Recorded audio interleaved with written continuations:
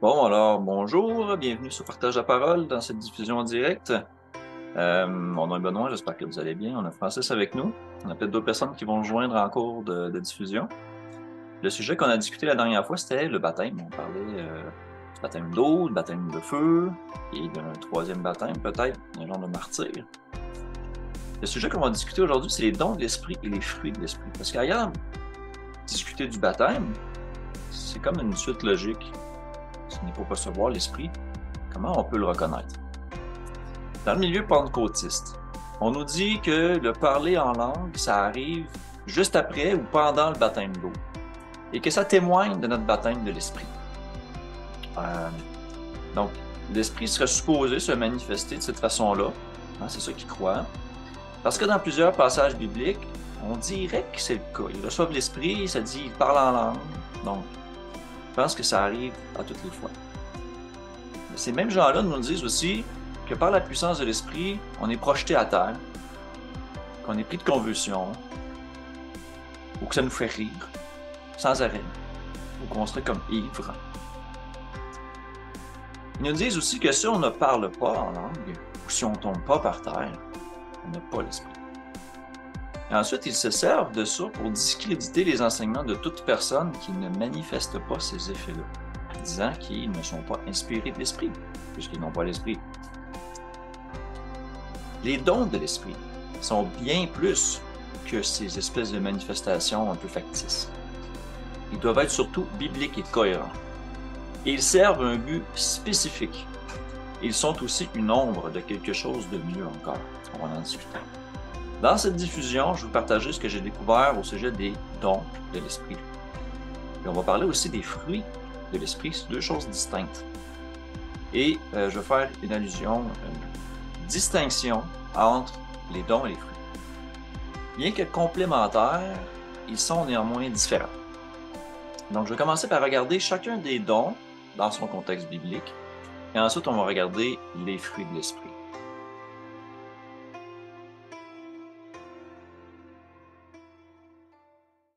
Concernant les dons de l'esprit, 1 Corinthiens 12 décrit plusieurs de ces dons, mais avant d'aller les explorer, la Bible nous dit que les dons ont un but spécifique. C'est ce qu'on va commencer par regarder.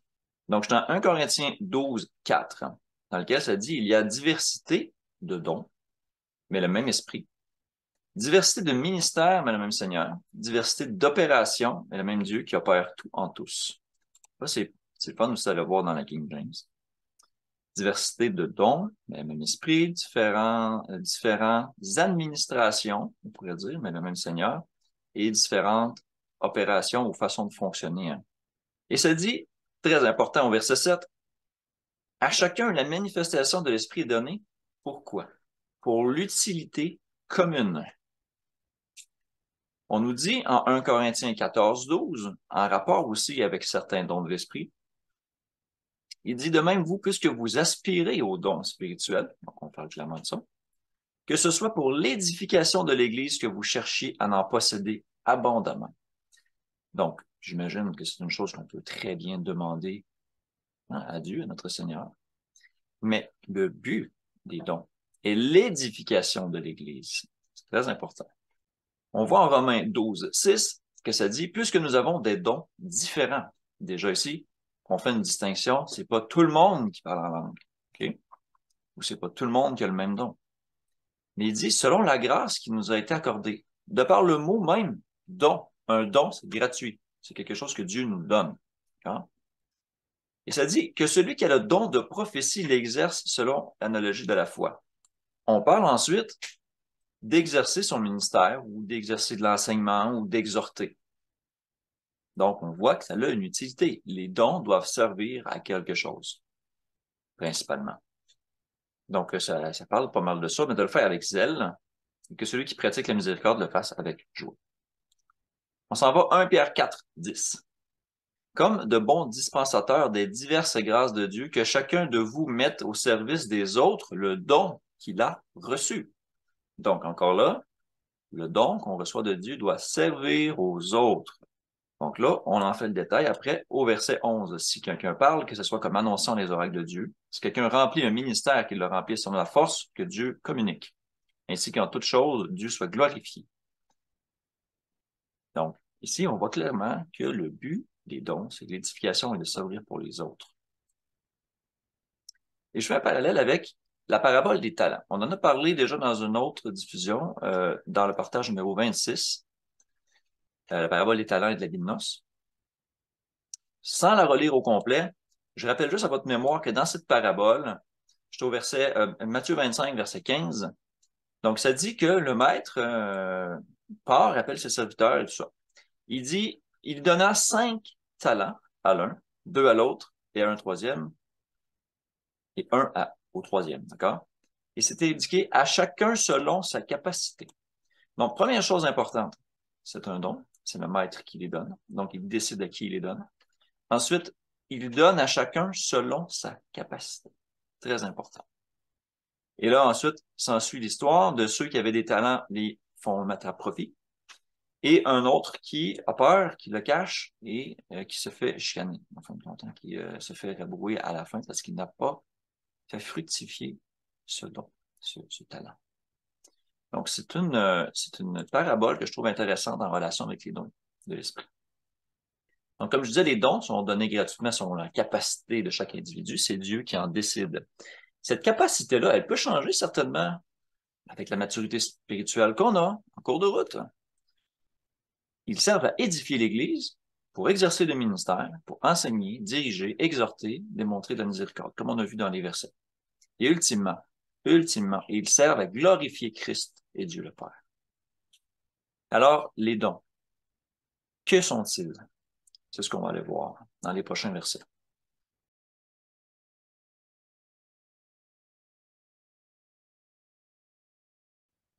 Donc, comme je vous disais, 1 Corinthiens 12 a une énumération des dons. Je ne dis pas que ça fait le tableau complet, mais c'est quand même très complet, quand même. OK? Donc, je vais partir de ça, mais je ne vais pas exclusivement me limiter à ça. D'accord? Donc, je vais commencer tout simplement en les énumérant. Et ensuite, on va les examiner bibliquement. Premièrement, on voit ici, c'est pourquoi je vous déclare que nul, s'il parle de l'Esprit de Dieu, ne dit Jésus est anathème. Donc, en partant, on voit que quelqu'un qui a l'Esprit de Dieu va plutôt dire Jésus est le Seigneur. Donc, il ne va pas parler contre le Christ. D'accord? Il s'agit du premier don octroyé par l'Esprit à tout croyant sincère. Car pour recevoir d'autres dons, il faut savoir de qui ils proviennent et qui ils glorifient, à quoi ils servent. Okay?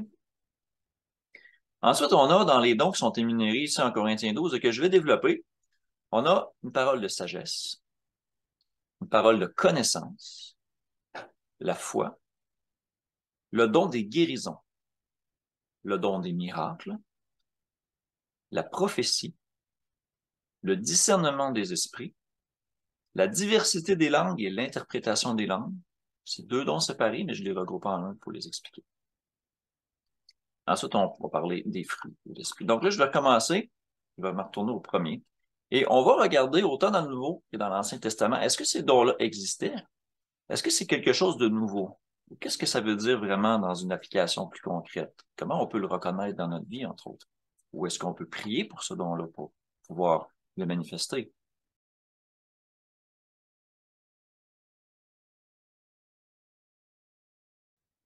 La parole de sagesse. Le mot sagesse qu'on a, c'est le G4678, qui est le mot Sophia. Ça signifie sagesse haute ou basse, spirituelle ou mondaine. Là, ici, je m'en vais dans le verset, c'est à 8. Donc, ça dit, en effet, à l'un est donné par l'Esprit une parole de sagesse. Donc, on parle de ça exactement ici. Je m'en vais dans la concordance, comme je vous ai dit, sagesse, word of wisdom, c'est le mot Sophia. On parle d'une sagesse mondaine ou spirituelle. Bien sûr, ici, vu que c'est un don de Dieu, c'est logique qu'on parle d'une sagesse spirituelle selon Dieu. D'accord? Et ça met en contraste, par contre, la sagesse du monde, la sagesse charnelle, la philosophie, entre autres, ou qui est comme la sagesse des hommes, ou encore les traditions, comme ce soit les traditions des anciens ou les traditions d'une culture, des choses qui ne sont pas nécessairement bibliques. Hein? Donc, ça met en contraste ces choses-là. Quel verset on a pour nous renseigner sur la sagesse dans la Bible? 1 Corinthiens 2,7. Nous prêchons la sagesse de Dieu, mystérieuse et cachée, que Dieu, avant les siècles, avait destinée pour notre gloire. Sagesse qu'aucun des chefs de ce siècle n'a connue, car s'ils l'eussent connue, ils n'auraient pas crucifié le Seigneur de gloire. Donc, bien sûr, quand on regarde le contexte ici, on dit qu'il faut que notre foi soit fondée non sur la sagesse des hommes, sur la puissance de Dieu. Et c'est une sagesse que nous prêchons parmi les parfaits, sagesse qui n'est pas de ce siècle. Donc, c'est vraiment une sagesse qui vient de Dieu et qui est contraire à celle du monde. Ça vient établir ce fait-là. Bien sûr, on parle de Christ crucifié aussi. Et parlant de cette sagesse-là de Dieu, en 1 Corinthiens 2,10, ça dit « Dieu nous les a révélés par l'Esprit ». Vous voyez ici, le don de sagesse est donné par l'Esprit. Et c'est écrit « Car l'Esprit sonde tout, même les profondeurs de Dieu ». Et ensuite, il dit « Lequel des hommes, en effet, connaît les choses de l'homme, si ce n'est l'Esprit de l'homme qui est en lui ». De même, personne ne connaît les choses de Dieu, si ce n'est l'Esprit de Dieu. Donc, très important ici, les paroles de sagesse. Maintenant, on sait à quoi ça sert, on sait de qui ça vient, mais comment ça s'exprime? On va aller voir d'autres versets. 1 Corinthiens 12,13, nous en parlons non avec des discours qu'enseigne la sagesse humaine, mais avec ceux qui enseignent l'esprit, employant un langage spirituel pour les choses spirituelles. Donc, des fois, on va parler d'une certaine manière, et les gens ne comprendront pas. Un peu comme Jésus parlait en parabole, les gens ne comprenaient pas. Même s'il prenait des tournures de phrases, des choses comme ça qui rappelaient des événements vécus de leur quotidien, ils ne comprenaient pas la profondeur spirituelle de ce que ça voulait dire. Je m'en vais à 1 Corinthiens 1, 21. Donc, encore là, ici, on parle de sagesse. On dit que Dieu dit, je détruirai la sagesse des sages et j'anéantirai l'intelligence des intelligents. Où est le sage? Où est le scribe? Où est le disputeur de ce siècle? Dieu n'a-t-il pas convaincu de folie la sagesse du monde? Donc, la sagesse des hommes, en fait, c'est une folie, un peu ce qui est dit ici. Et c'est écrit, car puisque le monde, avec sa sagesse, n'a pas connu Dieu dans la sagesse de Dieu, il a plu à Dieu de sauver les croyants par la folie de la prédication. Donc, le fait de prêcher la croix, de prêcher Christ qui est venu mourir pour nous, qui est ressuscité, les gens disent c'est de la folie, ça. C'est pas la sagesse du monde, ça, c'est la sagesse de Dieu. Hein, c'est ça qu'on parle. Et il le mentionne un peu plus loin, il dit, les Juifs demandent des miracles et les Grecs cherchent la sagesse. Et nous, nous prêchons Christ crucifié, scandale pour les Juifs et folie pour les païens. Mais puissance de Dieu et sagesse de Dieu pour ceux qui sont appelés. Hein, on sait que ceux qui sont appelés, c'est l'Église, l'Ecclésia, tant juifs que grecs. Car la folie de Dieu est plus sage que les hommes, et la faiblesse de Dieu est plus forte que les hommes. Intéressant. OK. Et ensuite, ça dit qu'il n'y a pas beaucoup de sages selon la chair. Hein? C'est vous que parmi vous qui avez été appelés. 1 Corinthiens 3,19. Car la sagesse de ce monde est une folie devant Dieu. Aussi est-il écrit, il prend les sages dans leur ruse. Et encore, le Seigneur connaît les pensées des sages, il sait qu'elles sont vaines. 2 Corinthiens 1,12. Car ce qui fait notre gloire, c'est ce témoignage de notre conscience et que nous nous sommes conduits dans le monde, surtout à votre égard, bien sûr, c'est Paul qui parle aux Corinthiens, avec sainteté et pureté devant Dieu, non point avec une sagesse charnelle, mais avec la grâce de Dieu. Donc encore là, on va très bien ici que la sagesse est orientée dans ce sens-là. Je vais aller dans quelques passages de l'Ancien Testament. C'est pas quelque chose de nouveau. Exode 35-31. Moïse, dans le contexte ici, c'est Moïse qui parle, et il dit, il a rempli de l'Esprit de Dieu, de sagesse, d'intelligence et de savoir pour toutes sortes d'ouvrages. Il l'a rendu capable de faire des inventions, de travailler l'or, l'argent et les reins. Donc ça, c'est dans l'optique d'un homme qui fait des ouvrages pour contribuer à la construction du tabernacle. Donc, si on prend la symbolique de ça, c'est Dieu qui donne le don de sagesse pour pouvoir édifier l'Église. C'est le même principe. Donc ici, il avait dit qu'il avait rempli de l'Esprit de Dieu, de sagesse, d'intelligence. Intéressant. Principe qui existait déjà. Exode 36-2, un peu similaire. Moïse appelait Beth-Salil et Oholiab et tous les hommes habiles dans l'esprit, desquels l'Éternel avait mis de l'intelligence, et tous ceux dont le cœur était disposé à s'appliquer à l'œuvre pour l'exécuter. Donc Dieu sait qui va mettre à contribution, c'est don. Donc, tous ceux dont le cœur était disposé à s'appliquer à l'œuvre pour l'exécuter. Très important dans notre contexte à nous aussi.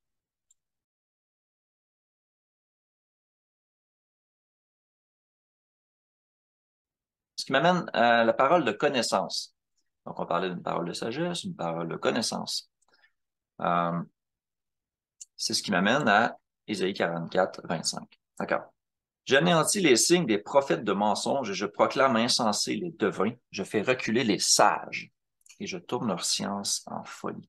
Science, ici, c'est le mot connaissance. Okay? C'est le même genre de mot. Et là, je vais avoir la difficulté à retracer tous mes versets parce que j'ai fait beaucoup de recherches aussi en fonction des mots grecs. J'ai pris les dons, les différents dons qui sont énumérés en 1 Corinthiens 12 avec leurs mots grecs, et j'ai cherché ce mot grec-là dans la Septante, entre autres, pour avoir un équivalent de ce mot-là, de ce don-là, dans les anciennes Écritures, pour ouvrir un peu notre compréhension sur qu'est-ce que ça peut vouloir dire maintenant. Parce qu'il ne faut pas oublier que les gens, dans ce contexte-là du Nouveau Testament, connaissaient ces choses-là de l'Ancien Testament. C'est nous qui, des fois, avons une vision trop restreinte du Nouveau Testament. Il faut chercher à ouvrir. Déjà, le mot connaissance. Bon, si je retourne 1 Corinthiens 12, connaissance. On parle du mot gnosis, la gnose. Ça signifie savoir, science, connaissance. Et ça provient de la racine G1097 qui est ginosko. C'est écrit ici dans ce que vous pouvez voir à l'écran. Ginosko veut dire percevoir, comprendre, discerner. Bien sûr, beaucoup vont entendre le sens et ils vont dire que c'est la gnose qui est un terme très couramment utilisé, entre autres, dans les savoirs cachés, ésotériques et tout ça. Mais ici, c'est Dieu qui, par ce don, révèle les choses cachées. La grande différence des choses est là. D'accord? Alors, quand j'étais en Ésaïe 44, 25, c'est simplement que ça dit que Dieu va frustrer comme les menteurs. Il va faire que ceux qui font de la divination, il va les rendre fous. D'accord? Et il va tourner les gens qui se croient sages à l'envers. On va dire qu'il va les confondre. D'accord? Et il va faire de leur connaissance quelque chose de fou. Intéressant. Ouais. Deutéronome 29, 29. Regardez, les choses cachées sont à l'Éternel notre Dieu. Les choses révélées sont à nous et à nos enfants à perpétuité, afin que nous mettions en pratique toutes les paroles de cette loi. Hein? Donc ici, la connaissance a un lien avec les choses qui nous sont révélées. Et on fait un lien, entre autres, en Deutéronome 29, avec ce qui nous a été révélé de Dieu, c'est-à-dire ce qu'il souhaite de nous dans notre comportement, c'est-à-dire la loi. Proverbe 2,6, c'est évident, car l'Éternel donne la sagesse, on en a parlé. De sa bouche sortent la connaissance et l'intelligence. Je vais aller faire un petit tour dans la Septante. Donc, knowledge, on a ici le mot gnosis. Donc, l'intelligence ici, et ça dit la compréhension. C'est le Seigneur qui donne la sagesse, et de sa présence vient la connaissance et la compréhension. Voilà. Jérémie 33, 3. Dans la version française, c'est quelque chose d'assez classique. Invoque-moi et je te répondrai. Je t'annoncerai de grandes choses, des choses cachées que tu ne connais pas. Donc encore là, c'est lui qui donne la connaissance. Et pour ça, il faut la demander. Intéressant. Je continue, je m'en vais en psaume 119, 66. Ici, assez clair. Enseigne-moi le bon sens et l'intelligence, car je crois à tes commandements. On va voir un petit tour dans la Septante. Ce qui est bon est l'instruction et la connaissance. Ici, c'est le gnosis. Enseigne-moi, car j'ai confiance en tes commandements. Vous voyez ici que la connaissance a un lien intime avec ce que Dieu révèle et, entre autres, ses commandements et ses lois. Assez important.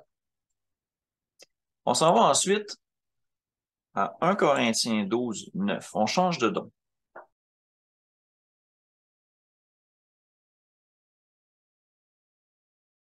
Donc, je lis à un autre, la foi. Donc, le don de la foi. Ensuite, on va parler du don des guérisons. Donc, la foi. Le mot c'est pistis. C'est G4102. La foi, ça veut dire persuasion, crédence. Crédence veut dire donner du crédit à. Donc, d'une certaine manière, faire confiance.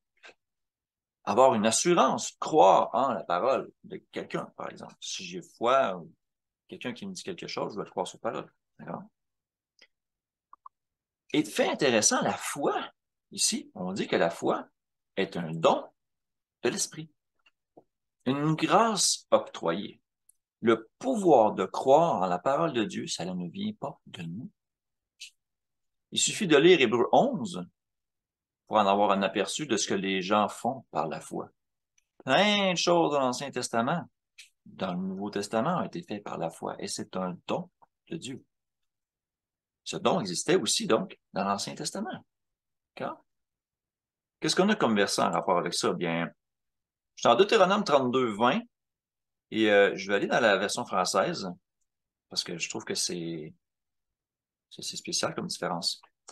Il a dit, je leur cacherai ma face et je verrai quelle sera leur fin, car c'est une race perverse, ce sont des enfants infidèles. Ici, je suspecte que le mot infidèle, c'est en rapport avec la foi. Je me rends dans la Septante, le texte est beaucoup plus long.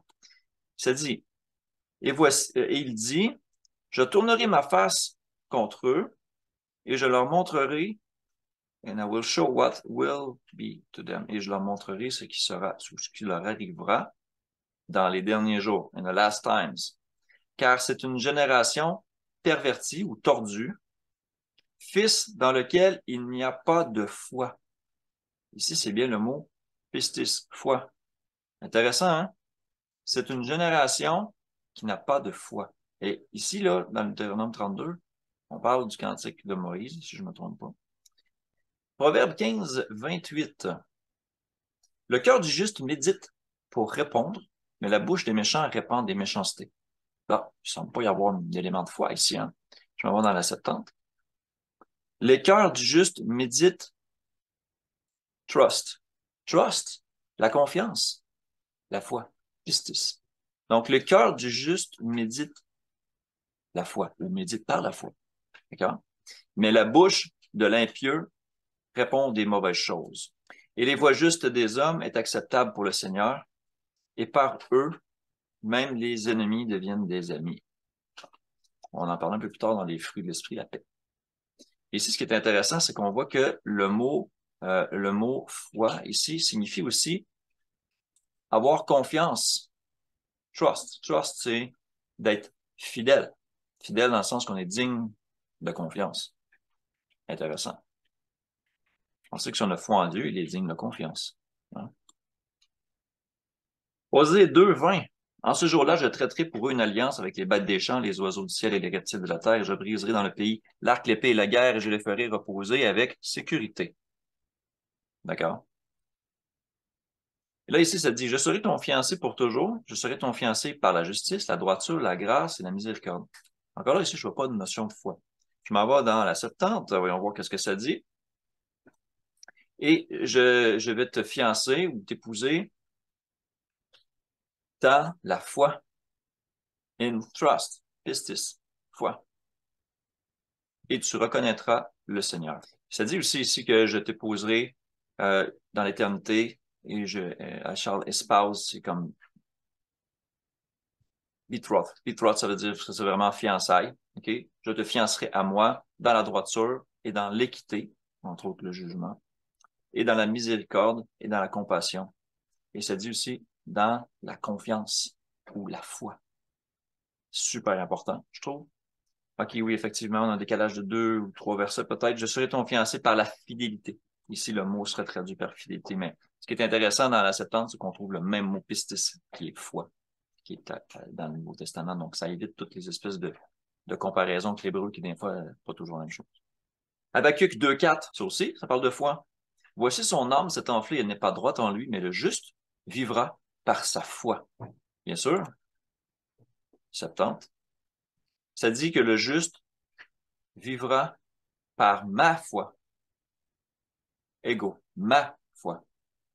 Donc, la même foi que Jésus ou la même foi que Dieu. Pas du tout pareil. On a une petite différence ici quand même. Et ça dit s'il se retire. D'ailleurs, la citation aussi du texte qui est utilisé dans le Nouveau Testament est plus juste avec la Septante qu'avec le texte massorétique. Je crois qu'on l'avait déjà couvert dans une autre capsule. Ensuite, je passe dans le don des guérisons.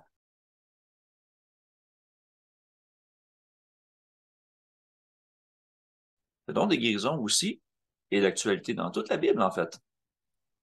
Et on va le voir dans les versets, là, mais je crois aussi que ressusciter les morts et chasser des démons fait partie du don de guérison. Quoique souvent, c'est attribué à un don en particulier, hein, chasser des démons, ou que le ressusciter, c'est attribué au don des miracles.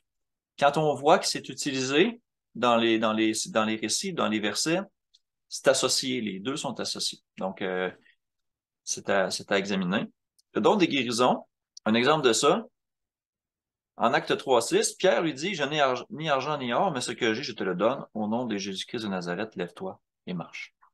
Donc encore là, en le prenant par la main droite, il le fit lever. Au même instant, ses pieds et ses chevilles devinrent fermes. D'un saut, il fut debout, il s'est mis à marcher, il entra avec eux dans le temple, marchant, sautant et louant Dieu. Le but des dons, c'est de glorifier Dieu. Personne n'a pas dit ah, Pierre, mon sauveur, t'es comme un Dieu pour moi. OK, tu sais, c'est sûr que lui, il était éduqué dans les choses de Dieu, était à la porte du temple, fait qu'il savait de quoi il s'agissait. Il y a eu ce comportement-là de la part de païens quand je pense que Paul, je sais pas c'était qui son compagnon dans le temps, c'était pas Silas ou Barnabé. Ils se sont fait traiter comme des dieux. Il dit non, non, non, on est juste des hommes, nous autres aussi. OK? Mais ici, on voit clairement qu'il y a un don de guérison, ici, clairement. Acte 5:16. Donc, on le voit aussi, la multitude accourait aussi des villes voisines à Jérusalem, amenant des malades et des gens tourmentés par des esprits impurs, et tous étaient guéris. Quand je dis que la guérison, c'est aussi des gens tourmentés par des esprits impurs, ben, ça le dit tout dans la même phrase ici. C'était des gens malades. Donc, si les démons sont chassés, ils sont guéris aussi, d'une certaine manière. C'est le don de guérison. Acte 28:9, bien sûr, on est dans le Nouveau Testament. Là-dessus, vers les autres malades de l'île, et ils furent guéris. Ici, c'est Paul qui fait le naufrage, il débarque sur une île et tout ça, et il finit par avoir des gens malades qui lui sont apportés et tout ça, donc il guérit les gens. C'est un don de guérison, clairement. Mais dans l'Ancien Testament, il y en a aussi des cas. On s'en va en Genèse 20:17. Abraham pria Dieu, et Dieu guérit Abimelech, sa femme et ses servantes, et elles purent enfanter. Car l'Éternel avait frappé de stérilité toute la maison d'Abimelech à cause de Sarah, femme d'Abraham. Donc, bien sûr, ici, c'est l'homme qui prie, mais c'est Dieu qui exauce. Toujours. Mais ici, clairement, Abraham a pu passer pour quelqu'un qui avait un don de guérison. Et on sait très bien que dans toutes les guérisons qu'on voit dans le Nouveau Testament, c'est pas la personne en tant que telle qui guérit comme si c'était par son propre pouvoir. Hein? C'est le pouvoir de Dieu, c'est le don de Dieu qui s'exerce à travers cette personne-là. Donc, ultimement, la gloire revient à Dieu, pas à l'homme. Ici, c'est un petit détail important quand même. On a différents récits de ça. Je vais aller aux principaux, je vais en sauter plusieurs. 2 Rois 5:14. On en a parlé dans le baptême. Naaman, qui, bon, par la foi, hein, s'en va se plonger 7 fois dans le Jourdain, puis il est guéri de sa lèpre. Donc, si c'est pas un don de guérison un peu, c'est quoi? Parce qu'en réalité, Élisée lui a dit de faire ça. Oui, un élément de foi, c'est certain, mais on parle aussi que c'est Élisée qui lui a dit de faire ça. 1 Roi 17:20, ça c'est avec Élie, ça, avant Élisée. Ça dit ici que le fils de la femme devint malade, et sa maladie fut si violente qu'il ne resta plus en lui de respiration. Donc on peut supposer qu'il était mort. Alors, on voit que le prophète arrive et invoque l'Éternel et dit, Éternel mon Dieu, est-ce que tu affligerais au point de faire mourir son fils, même cette veuve chez qui j'ai été reçu comme un autre? Alors, il continue à prier tout ça, et la vie de l'enfant revint au-dedans de lui. Il fut rendu à la vie. Donc, c'est clairement un don de guérison, ça aussi, qui existe. D'accord? Dans l'Ancien Testament. On est en Nombre 12-13 à la suite. C'est Myriam ou Marie qui est frappée de lèpre. Et Moïse crie à l'Éternel en disant, oh Dieu, je te prie, guéris-la. Et bon, on ne voit pas spécifiquement dans le narratif qu'elle est guérie automatiquement, mais elle sort du camp 7 jours, puis ensuite on ne parle plus du tout de sa lèpre. Donc, on peut en conclure qu'elle est guérie. 1 Roi 13:6. Alors je lis. Alors le roi prit la parole et dit à l'homme de Dieu, implore l'Éternel ton Dieu et prie pour moi, afin que je puisse retirer ma main. Et l'homme de Dieu implora l'Éternel et le roi put retirer sa main, qui fut comme auparavant. Parce que quand on lit un peu le contexte de tout ça, c'est qu'on voit qu'il y a une main qui se dessèche, comme par un effet miraculeux. D'accord? Et il prie l'homme de Dieu et il y a une guérison qui s'effectue à ce moment-là. Nombre 16, 47. Encore là, il y a un fléau qui frappe le peuple. Beaucoup de gens commencent à mourir et tout ça. Aaron prend un brasier et courut au milieu de l'assemblée. Et voici, la plaie avait commencé parmi le peuple. Il offrit le parfum et fit l'expiation pour le peuple. Il se plaça entre les morts et les vivants et la plaie fut arrêtée. Ça peut être vu comme un genre de ministère de guérison, ça, d'intercession. Hein? Par l'action d'Aaron, la maladie, ce qui frappait le peuple, a cessé. Bien sûr, on a d'autres exemples, plus abondamment en Actes. J'étais en Actes 19-12, au point, donc c'est des miracles qui se faisaient par les mains de Paul, au point qu'on appliquait sur des malades des linges ou des mouchoirs qui avaient touché son corps, les maladies les quittaient, les esprits malins sortaient. Donc encore là, ici, on fait une allusion directe, une corrélation entre guérir une maladie et des esprits malins qui sortent. Intéressant. Dernier verset pour ça, pour le don des guérisons, Isaïe 33, 24. Ça parle en quelque sorte du royaume, de la Nouvelle-Jérusalem. Et ça dit, aucun habitant ne dit, hein, je suis malade. Donc, tout le monde est en santé, en fait. Le peuple de Jérusalem reçoit le pardon de ses iniquités. Donc, il y a un lien direct entre la maladie et l'iniquité, semble-t-il, ici, hein. Et comme tous les dons, on va en parler, mais comme tous les dons, c'est un nombre, une extension du royaume pour nous faire comprendre la nature du royaume et l'appliquer dans notre vie immédiatement. Je m'en vais au don des miracles.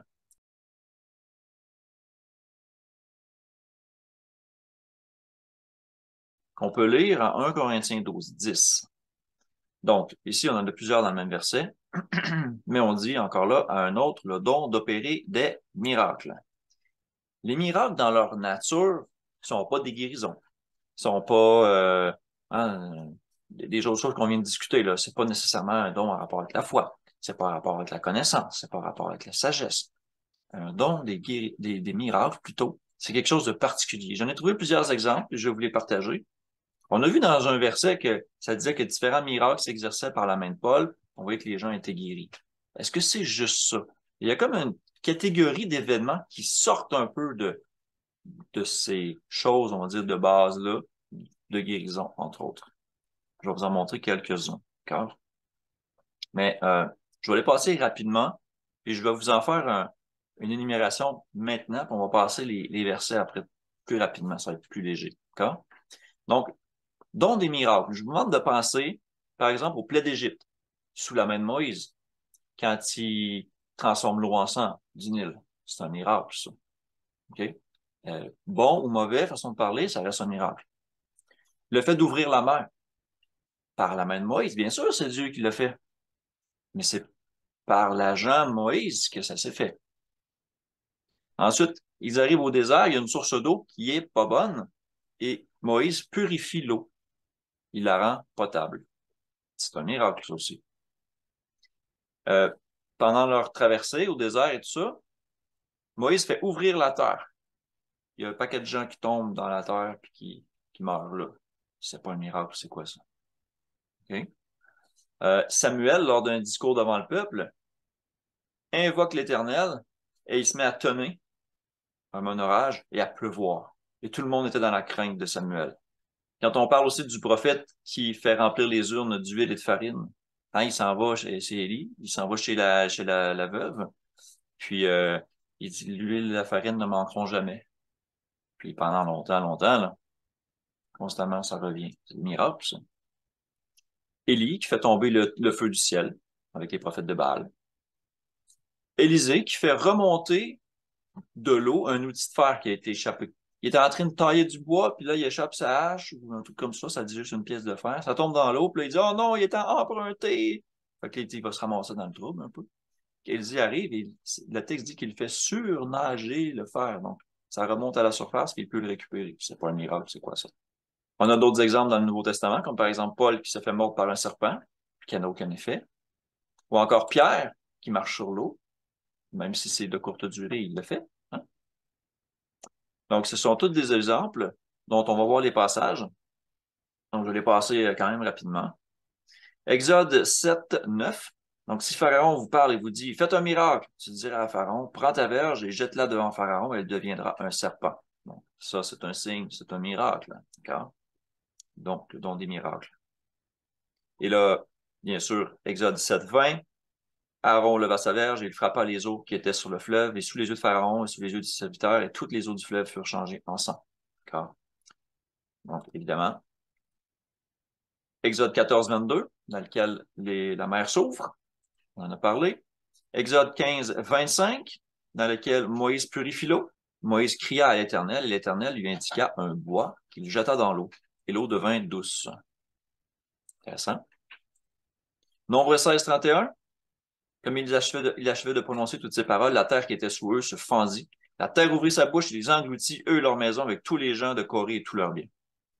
C'est un miracle. Voilà. 1 Samuel 12, 18. Ça, c'est l'endroit où Samuel évoque l'Éternel puis qu'il y a du tonnerre et de la pluie. D'accord? 1 Roi 17, 16. Donc, ça, c'est Élie qui, chez la veuve, la farine qui était dans le pot ne manqua point et l'huile qui était dans la cruche ne diminua point, selon la parole que l'Éternel va prononcer par Élie. Donc, encore là, don des miracles. D'accord? 1 Roi 18, 38. Bien sûr, le feu descend. Hein, et le feu de l'Éternel tomba et consuma l'holocauste, le bois, les pierres, la terre et absorba l'eau qui était dans le fossé. Et quand tout le peuple vit cela, ils tombèrent sur leur visage et dirent, c'est l'Éternel qui est Dieu, c'est l'Éternel qui est Dieu. Encore là, don des miracles. 2 Rois 6, 6, c'est l'endroit où Élisée fait surnager le fer, comme je vous l'ai expliqué. Et Matthieu 14, 29, dans lequel Pierre marcha sur les eaux. Ce qui m'amène au prochain don, le don de prophétie.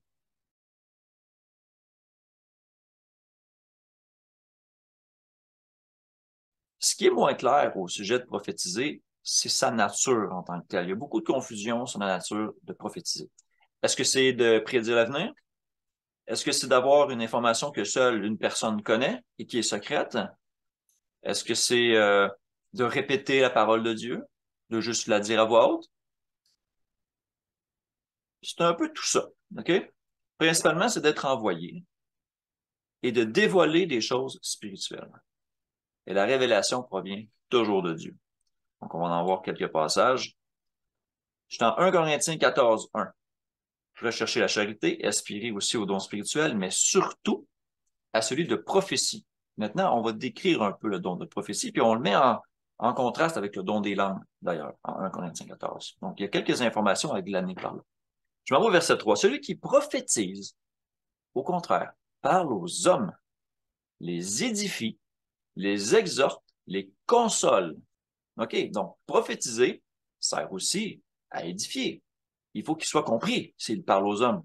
Il les édifie, les exhorte, les console. Il faut que les gens puissent comprendre ce qu'il dit. Hein? C'est quelque chose d'important qu'il faut se rappeler. 1 Corinthiens 14, 24. Donc, on parle de... C'est une assemblée, l'église entière, tout le monde parle en langue, blablabla, n'importe quoi. Et qu'il y a des gens, des hommes du peuple, les non-croyants qui viennent, ils vont dire, mais vous êtes fous. Hein, un peu ça qu'il dit. Mais il dit, si tous prophétisent, c'est là que c'est intéressant sur la définition de c'est quoi prophétiser. Et qu'il survienne quelques non-croyants ou un homme du peuple, il est convaincu par tous, il est jugé par tous. Les secrets de son cœur sont dévoilés, de telle sorte que, tombant sur sa face, il adorera Dieu et publiera que Dieu est réellement au milieu de vous. Donc, le don de prophétie, c'est oui, on va voir dans d'autres versets, c'est de prédire l'avenir, mais c'est aussi de dévoiler les choses cachées dans le cœur des gens. Clairement, ici. Et là, à ce moment-là, puisque c'est caché et secret, mais que personne ne le sait, ça choque. Et bon, dans le meilleur des cas, ben, il se repente, hein, il croit. Dans le pire des cas, ben, imposteur, il accuse, puis il se fâche, puis il s'en va. Bon. Mais en tout cas, ça ne change pas que le don de prophétie ici est quand même bien décrit. Ou un aspect du don de prophétie, d'accord? Alors, je m'en vais en Corinthiens 14, 29, je continue un peu sur ce chose-là. Pour ce qui est des prophètes, que deux ou trois parlent et que les autres jugent. Ben, on se fait toujours dire, il ne faut pas juger. Ben, ici, ça dit clairement qu'il faut juger ce que les autres disent. Et au verset 32, ça dit, les esprits des prophètes sont soumis aux prophètes. C'est quelque chose qui peut paraître nébuleux, mais en réalité, un prophète qui va parler par l'esprit ne parlera pas contrairement à ce que les prophètes ont déjà annoncé. L'esprit des prophètes est soumis aux prophètes. C'est comme ça que je le comprends. Si vous avez d'autres manières de le comprendre, vous m'en ferez part. Deutéronome 13:1 est un chapitre, entre autres, qui parle justement des faux prophètes. Et ça dit, s'il s'élève au milieu de toi un prophète ou un songeur qui t'annonce un signe ou un prodige. Donc déjà ici, on voit que la définition d'un prophète, c'est quelqu'un qui va t'annoncer quelque chose qui va arriver. Ce qui est écrit, on peut le voir. Et ça dit, et qu'il y ait accomplissement du signe et du prodige dont il t'a parlé. Mais il dit aussi, allons auprès d'autres dieux, des dieux que tu ne connais point, et servons-les. Ça dit, tu n'écouteras pas les paroles de ce prophète. Là, ici, on mélange comme un peu deux choses, mais je vous explique. J'ai l'impression qu'on parle justement du don de prophétie, où en fait, on explique une nature du don de prophétie, mais on parle aussi de discernement des esprits, qui vient juste après dans l'explication des dons. Parce que ça dit clairement que si tu annonces quelque chose et que ça vient qu'à s'accomplir, mais qu'il ne te parle pas du Dieu de la Bible, écoute-le pas. Ça prend un minimum de discernement. Encore rendu là, c'est vraiment très rudimentaire comme discernement, c'est de mon avis. Deutéronome 18:18 parle aussi de ça. Je leur susciterai du milieu de leurs frères un prophète comme toi, et je mettrai mes paroles dans sa bouche, et il dira tout ce que je lui commanderai. Donc, encore là, ici, on voit dans la nature du prophète même que c'est Dieu qui dit au prophète quoi dire. C'est je mettrai mes paroles dans sa bouche. Et c'est la nature même d'un prophète. Nombre 11:25. Fait intéressant ici, on voit que l'Esprit est déversé sur plein de gens. Donc, l'Éternel descendit à la nuit et parla à Moïse. Il prit de l'Esprit qui était sur lui et le mit sur les 70 anciens. Et dès que l'Esprit reposa sur eux, ils prophétisèrent. Donc ici, on n'est pas éloquent sur c'est quoi ils prophétisèrent. On vient de l'explorer dans les quelques versets qu'on vient de regarder. Okay? Et un peu plus loin, ben, les gens, ils prophétisent, mais ils arrêtent. À un moment donné, on dirait qu'ils se calment, comme ils sont plus sous l'espèce d'effervescence. Et là, Josué qui arrive, qui dit, hey, il y a encore deux personnes qui prophétisent et tout ça. Moïse se fâche un peu après lui. Il dit, est-ce que tu es jaloux pour moi? Ça, en voulant dire, moi aussi, je suis prophète, mais si eux, ils prophétisent, ben, tant mieux. Hein? C'est ça un peu ce qu'il dit. Il dit, puisse tout le peuple de l'Éternel être composé de prophètes, il veuille l'Éternel mettre son esprit sur eux.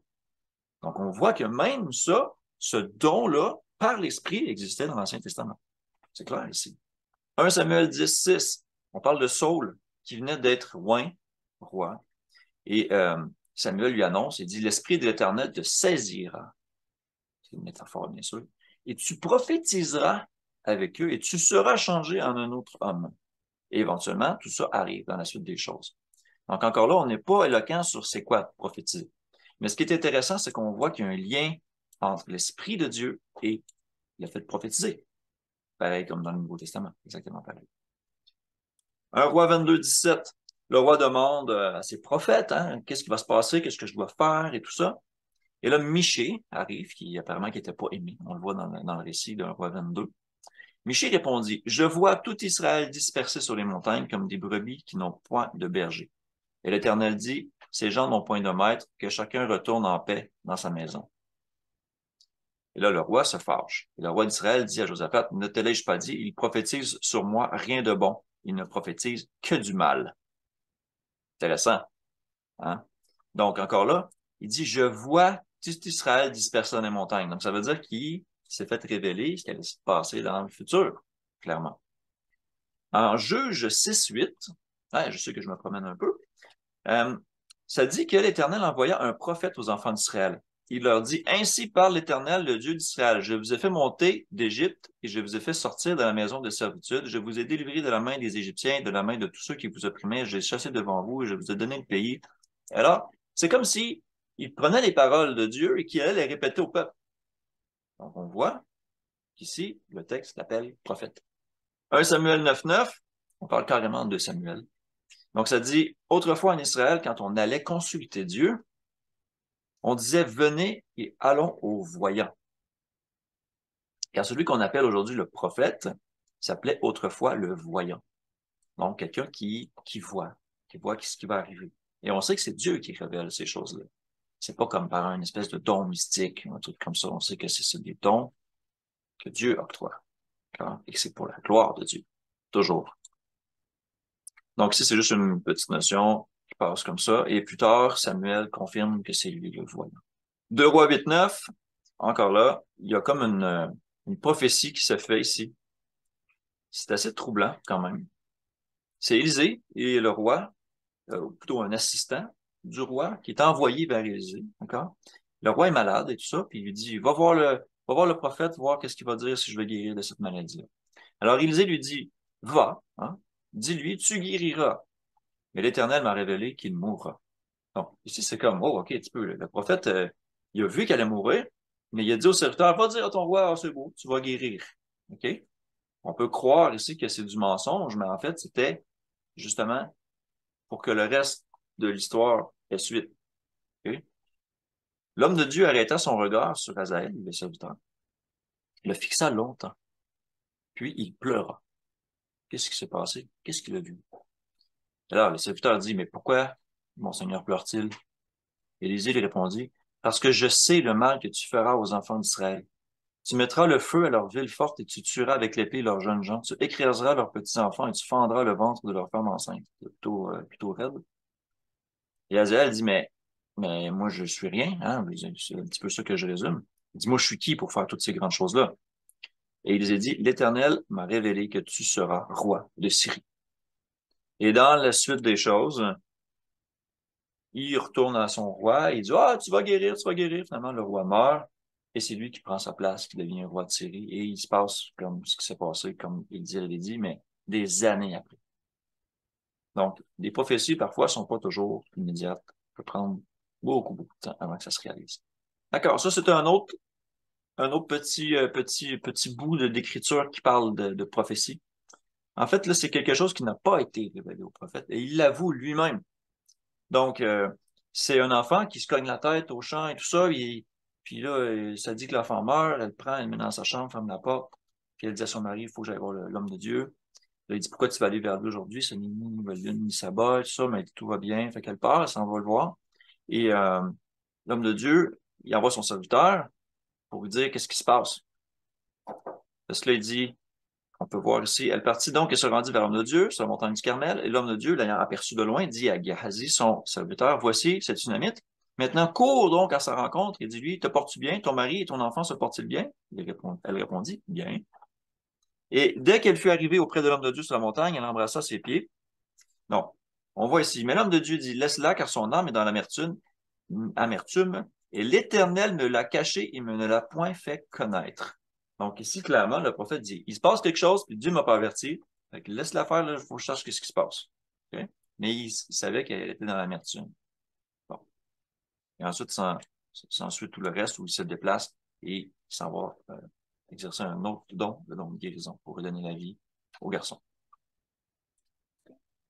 OK. Parlant de Jean-Baptiste, je suis en Matthieu 11, 9. Donc, il dit, posant la question, qui vous êtes allé voir au désert, un roseau agité par le vent? Mais qui êtes-vous allé voir, un homme vêtu d'habits précieux? Voici ceux qui portent des habits précieux sont dans les maisons des rois.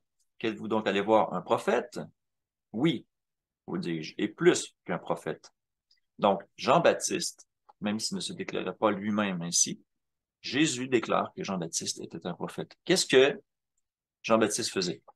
Il appelait à la repentance, il annonçait le royaume de Dieu, il annonçait la venue de Jésus. La façon qu'il le fait, par ses actions, par ses paroles et tout ça, Jésus le qualifie de prophète.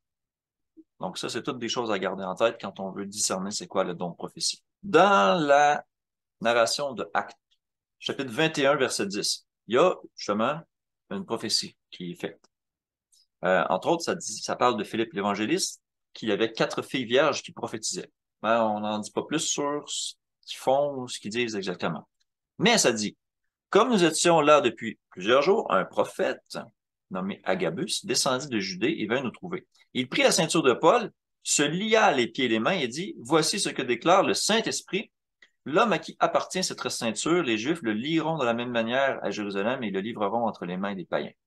Donc ici, il venait de faire une prophétie comme quoi Paul serait amené, capturé et livré aux païens à Jérusalem. Alors, c'est éventuellement ce qui se passe, mais Paul est en paix avec ça, sachant très bien quelle est sa mission, même s'il sait que ça va y arriver. Il a été prévenu d'avance, puis il sait que Dieu va le protéger au travers de tout ça, et la suite s'ensuit. Sûr? Donc, c'est intéressant, on voit la définition d'un prophète. C'est ça qui est le but. Et je finis par 2 Pierre 1, 20. Sachant tout d'abord vous-même qu'aucune prophétie de l'Écriture ne peut être un objet d'interprétation particulière, car ce n'est pas par une volonté d'homme qu'une prophétie a jamais été apportée, mais c'est poussé par le Saint-Esprit que les hommes ont parlé de la part de Dieu. Donc, être prophète, c'est, premièrement, être soumis aux esprits des prophètes, c'est-à-dire pas dire des choses contradictoires à l'Écriture. Deuxième chose, c'est que ce n'est pas par notre propre volonté qu'on parle, c'est que c'est de la part de Dieu. D'accord? Et que ce n'est jamais l'objet d'une interprétation particulière, ça veut dire d'une interprétation personnelle. On peut pas dire, ah, j'ai fait un rêve, puis je vais en faire mon interprétation comme je pense que c'est. Ah, telle chose, ça veut dire telle affaire, puis que... Non, non, non. Il faut que tu interprètes les choses en fonction de ce que Dieu a communiqué comme information. C'est ainsi que ça devrait se passer. C'est comme ça qu'on analyse la Bible, d'ailleurs, aussi. Mais encore plus important pour les prophéties. Ça conclut le don de prophétie. Je m'en vais dans le discernement des esprits.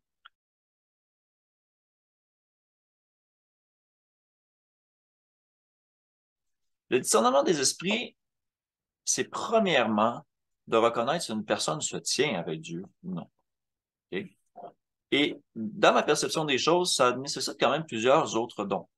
Donc, entre autres aussi le don de prophétie, mais celui de connaissance qui permet de juger avec justice de ces choses-là. Parce qu'exercer un discernement des esprits, c'est vraiment de pouvoir trancher et de pouvoir juger les choses.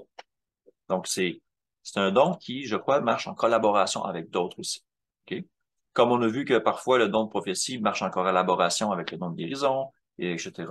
Bon. On va aller voir quelques textes là-dessus. Le discernement des esprits. Je m'en vais en Acte 5.3.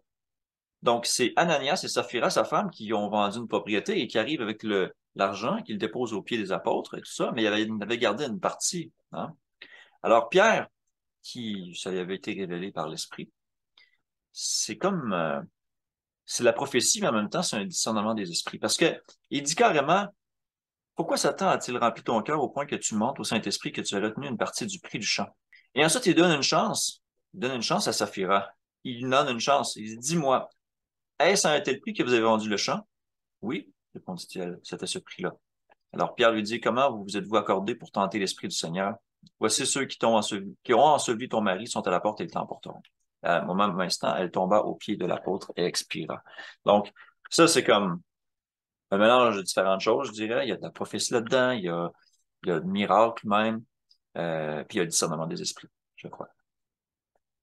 Mais dans d'autres versets, on a des explications quand même sur le discernement des esprits. Je suis dans 1 Jean 4. Bien-aimés, n'ajoutez pas foi à tout esprit, mais éprouvez les esprits pour savoir s'ils sont de Dieu, car plusieurs faux prophètes sont venus dans le monde. Reconnaissez à ceci l'Esprit de Dieu. Tout esprit qui confesse Jésus le Christ venu en chair est de Dieu. Et tout esprit qui ne confesse pas Jésus n'est pas de Dieu. C'est celui de l'Antéchrist dont vous avez pris la venue et qui est maintenant déjà dans le monde. Ici, c'est intéressant. Ça semble très général. On dit, ah, si tu dis que tu crois en Dieu, tu as l'Esprit de Dieu. Si tu crois pas, si tu crois en Jésus, pardon, tu as l'Esprit de Dieu. Et si tu crois pas en Jésus, tu n'as pas l'Esprit de Dieu. C'est comme, ça semble assez facile, mais il y a une profondeur plus là-dedans. C'est qu'on dit, celui qui ne confesse pas que Jésus n'est pas de Dieu, c'est celui de l'Antéchrist. Antéchrist veut dire contraire à Christ. Christ veut dire droiture, loin, roi. Donc, être contraire à la droiture, être contraire au roi, contraire de l'onction. Tout esprit qui confesse Jésus, le juste, le droit, le saint, qui est venu en chair, donc il était ailleurs avant de venir en chair, hein, est de Dieu. Donc, il y a des nuances à comprendre là-dedans. Et encore aujourd'hui, ces nuances-là que Jean a détaillées dans son premier épître servent d'éléments de discernement, même parmi ceux qui se disent disciples de Christ. Parce qu'on peut facilement voir des gens qui disent suivre Christ, mais qui n'emmènent pas une vie digne. Donc, à quelque part, discernement. On est capable de faire le discernement de ces choses-là. Justement, par des textes de la Bible. Comment? En jugeant avec justice, comme c'est dit dans la Bible aussi de faire. 1 Jean 3.9. Quiconque est né de Dieu ne pratique pas le péché parce que la semence de Dieu demeure en lui et il ne peut pécher parce qu'il est né de Dieu. C'est par là que se font reconnaître les enfants de Dieu et les enfants du diable. Quiconque ne pratique pas la justice ou la droiture n'est pas de Dieu, non plus que celui qui n'aime pas son frère. Donc, bien sûr, on parle aussi d'amour, on va en parler dans les fruits de l'esprit. Et ici, pour le discernement des esprits, c'est des textes que j'ai trouvés qui sont quand même assez éloquents. Quand on parle de discernement des esprits, c'est le même mot qui est utilisé en Hébreux 5,14. Quand ça dit, c'est un peu une réprimande qu'il fait aux gens à qui écrit, il dit, vous devriez depuis longtemps être des maîtres, vous avez encore besoin qu'on vous enseigne les premiers rudiments des oracles de Dieu. Et il dit à la fin, en verset 14, la nourriture solide est pour les hommes faits, les hommes matures. Pour ceux dont le jugement est exercé par l'usage à discerner ce qui est bien, ce qui est mal. Si c'est un discernement des esprits, c'est quoi ça? Donc, c'est exactement ça. Et ça, c'est un don de Dieu. Savoir discerner ce qui est bien, ce qui est mal en fonction de la parole de Dieu, dans les actions, dans les comportements des gens, dans les doctrines. Et c'est un don aussi qui a été donné à Salomon. Salomon a prié pour avoir de l'intelligence pour pouvoir exercer la justice. On le voit en 1 Roi 3,11. Et au travers de ce qui a été demandé et donné à Salomon, quand il passe jugement un petit peu plus loin, il y a les deux femmes qui arrivent là puis qui se disputent un enfant. Son discernement, il arrive à discerner les esprits. Et ça l'amène à donner un jugement qui, justement, tranche, pour faire de jeu de mots. Hein, il dit couper l'enfant en deux. Alors, la vraie mère, elle, a dit alors, donne-le, je veux qu'il vive, tu sais. Et l'autre, qui n'a aucune compassion, dit non, ok, c'est beau, on va le couper en deux. De toute façon, si je peux pas l'avoir, elle non plus, elle l'aura pas. Donc, tu sais, par sa façon de gérer les choses, c'est un esprit de discernement. Ça c'est de la sagesse, certainement, mais c'est un esprit de discernement qui a été donné à Salomon, j'en suis convaincu. Et au travers de ça, on a un récit en Daniel 5,14, dans lequel, c'est le roi qui dit ça à Daniel, mais j'ai appris sur ton compte que tu as en toi l'esprit des dieux. Bien sûr, dans sa perception, c'est des dieux, non pas du Dieu. Et qu'on trouve chez toi des lumières, de l'intelligence et une sagesse extraordinaire.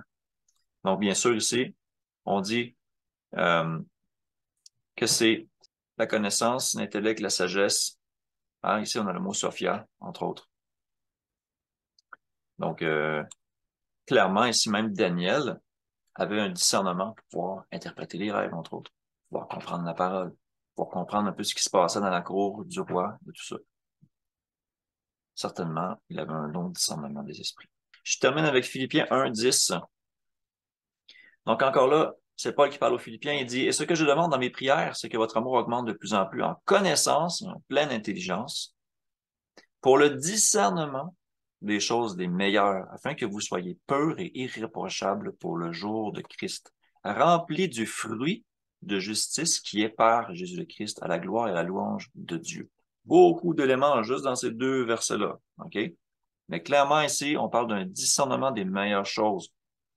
Si on est capable de discerner ce qui est bien et ce qui est mal, c'est clairement un don de discernement.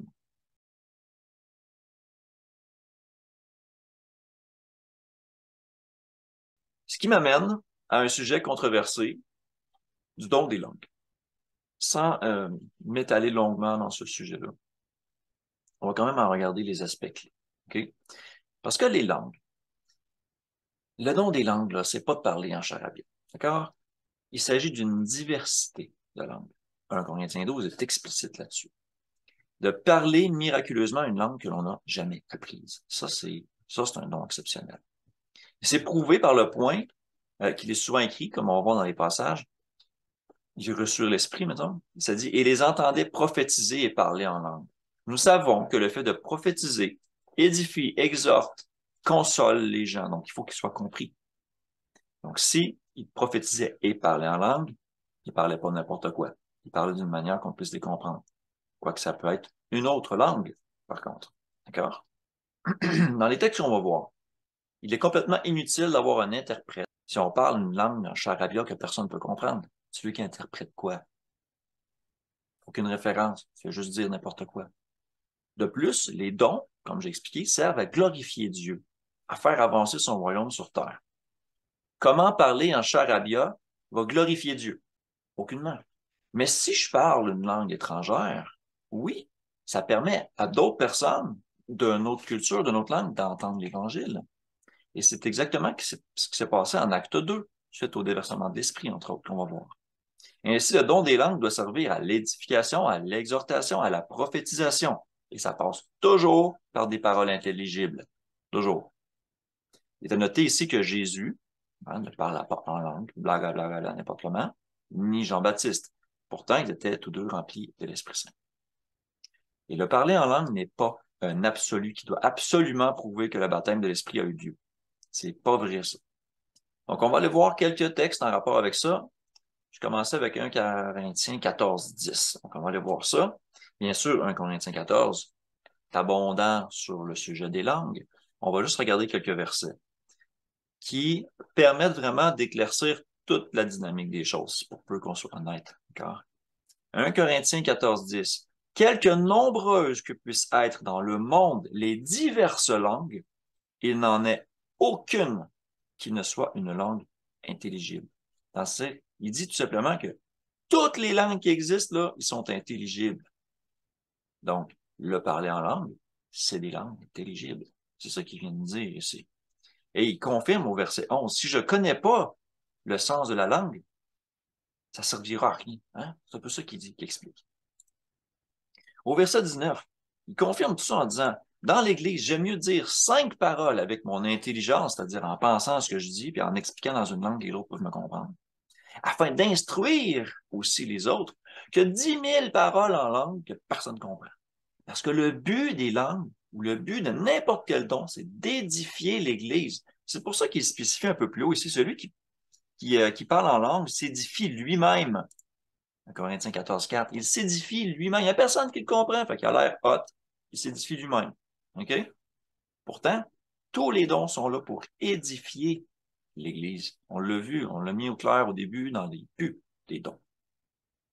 Hein? Celui qui prophétise édifie l'Église. Donc, dans le narratif de Paul, ici, c'est clair, par ces éléments clés, on ne parle pas de langue charabia. On parle vraiment de langues qui sont possibles à interpréter pour que la communauté puisse être édifiée. Ici, il fait une liaison avec quelque chose qui est écrit dans l'Ancien Testament. Il est écrit dans la loi. C'est par des hommes d'une autre langue et par des lèvres d'étrangers que je parlerai à ce peuple. Ils ne m'écouteront pas même ainsi. Donc ici, clairement, on dit, c'est par des hommes d'une autre langue et par des lèvres d'étrangers. Donc, de langue étrangère, pas n'importe comment. Et quand on va voir la référence en Ésaïe de ce texte-là, dans le texte massorétique, ça semble pencher en faveur d'un texte d'un parlant en langue charabia. Et quand on prend la peine d'examiner la citation en rapport avec ce qu'on lit dans l'Ancien Testament, c'est pas du tout la bonne chose. Mais si tu vas voir dans la Septante, ça prend un autre connotation. Je vais passer tout ça parce que je vais vraiment, je vais y passer des heures. Donc, finalement, une des directives que Paul laisse, il dit, que faire donc, frères? Lorsque vous vous assemblez, les uns ou les autres parmi vous ont-ils un cantique, une instruction, une révélation, une langue, une interprétation, que tout se fasse pour l'édification? Donc, si j'arrive ou si quelqu'un dans votre assemblée se met à parler, personne ne comprend rien. Ça ne sert pas à l'édification. Et Paul est très clair là-dessus. Il dit, que s'il y en a qui parlent, mais qu'il n'y a pas d'interprète, qu'on se taise et qu'on se parle à soi-même et à Dieu. Ça ne veut pas dire de parler à voix haute en se disant, je me parle moi-même. Non, ça veut dire, tais-toi, qu'on se taise. Si personne ne peut te comprendre, même si tu parles une langue étrangère, il n'y a personne qui peut la comprendre, cette langue étrangère-là. Si tout à coup, je me mettais à parler le roumain, par exemple, personne ne me comprendrait. Ça servirait à quoi présentement? Ça servirait à rien. Mais moi, je sais ce que je dis. Je parle en roumain, par exemple. Mais vous, ça vous servirait à rien. À moins qu'il y ait quelqu'un d'entre vous qui connaisse le roumain. À ce moment-là, cette personne-là pourrait interpréter ce que je dis. Vous voyez un peu la dynamique qui est très mal comprise des langues. Et quand on comprend cette dynamique-là et on relit le texte, on fait oh, OK. Ouais, ça fait du sens, là. Exactement ce qui s'est passé en acte, avec une petite nuance, OK? En acte 2:8, clairement, tous ceux qui les entendaient parler, qui étaient de toutes sortes de nations sous le ciel, OK? C'est ça que ça dit. Ils disaient, comment les entendons-nous dans notre propre langue à chacun, hein, notre langue maternelle? Donc, il y a même un miracle supplémentaire. Est-ce que les apôtres, jusqu'à un certain point, ils savaient qu'ils parlaient des langues étrangères? C'est pas si clair. OK? Ça dit juste qu'il disait ici, ils se mirent à parler en d'autres langues, selon que l'Esprit leur donnait de s'exprimer. Et donc, ils sortent et ils commencent à parler des merveilles de Dieu et chaque personne qui sont là les entendent parler dans leur langue. Ben, c'est peut-être parce que Philippe parlait le grec, que Pierre parlait le phénicien, je ne sais pas, hein? Donc, tout le monde les entendait parler dans leur langue, d'une certaine manière. Ça fait beaucoup plus de sens. Ou encore d'un sens d'un miracle, où ce que tu parles la langue que toi tu connais, mais que toutes les autres t'entendent dans leur langue. C'est ce que laisse présager aussi Acte 2, comme don des langues. D'accord? Acte 10, 45. Donc, on a là les fameux versets que les pentecôtistes vont utiliser pour dire quand tu es baptisé, tu parles en langue. Donc, ça dit, tous les fidèles circoncis qui étaient venus avec Pierre furent étonnés de ce que le don du Saint-Esprit était aussi répandu sur les païens, car ils les entendaient parler en langue et glorifier Dieu. S'ils comprenaient qu'ils glorifiaient Dieu, là, c'est parce qu'ils comprenaient un peu ce qu'ils disaient, ou peut-être parce que quelqu'un interprétait proche. Parce que les deux ensemble, si on considère que le parler en langue, c'est n'importe quoi, comment tu peux savoir s'ils glorifiaient Dieu? Peut-être par l'action physique, par l'attitude, peut-être. Je vais donner le crédit du doute à ce moment-là. D'accord? Acte 19, 6. Donc, ils furent baptisés au nom du Seigneur Jésus, et lorsque Paul leur imposait les mains, le Saint-Esprit vint sur eux, et ils parlaient en langue et prophétisaient. On a vu dans toutes les occurrences de prophétisation que c'est toujours des choses compréhensibles. Donc, le parler en langue, là, c'est quoi? C'est pas du charabia. C'est impossible. C'est pas compatible. Ça fonctionne pas dans le narratif. Marc 16, 17. C'est Jésus qui annonce justement la venue du Saint-Esprit. Il dit, voici les miracles qui accompagneront ceux qui auront cru. En mon nom, ils chasseront les démons. Ah, on l'a vu dans le ministère des dons de guérison. Ils parleront de nouvelles langues. Donc là, ici, l'argument, c'est de dire, ah ouais, mais c'est des langues qui n'étaient pas connues, ça. C'est des nouvelles langues. Donc, en disant n'importe quoi, c'est nouveau. Ouais, il faut faire attention. Il faut tout mettre dans son contexte. Pour des gens qui connaissaient, par exemple, juste le grec, le latin, l'araméen du temps, quand tu arrivais et tu parlais l'africain, c'était une nouvelle langue. OK?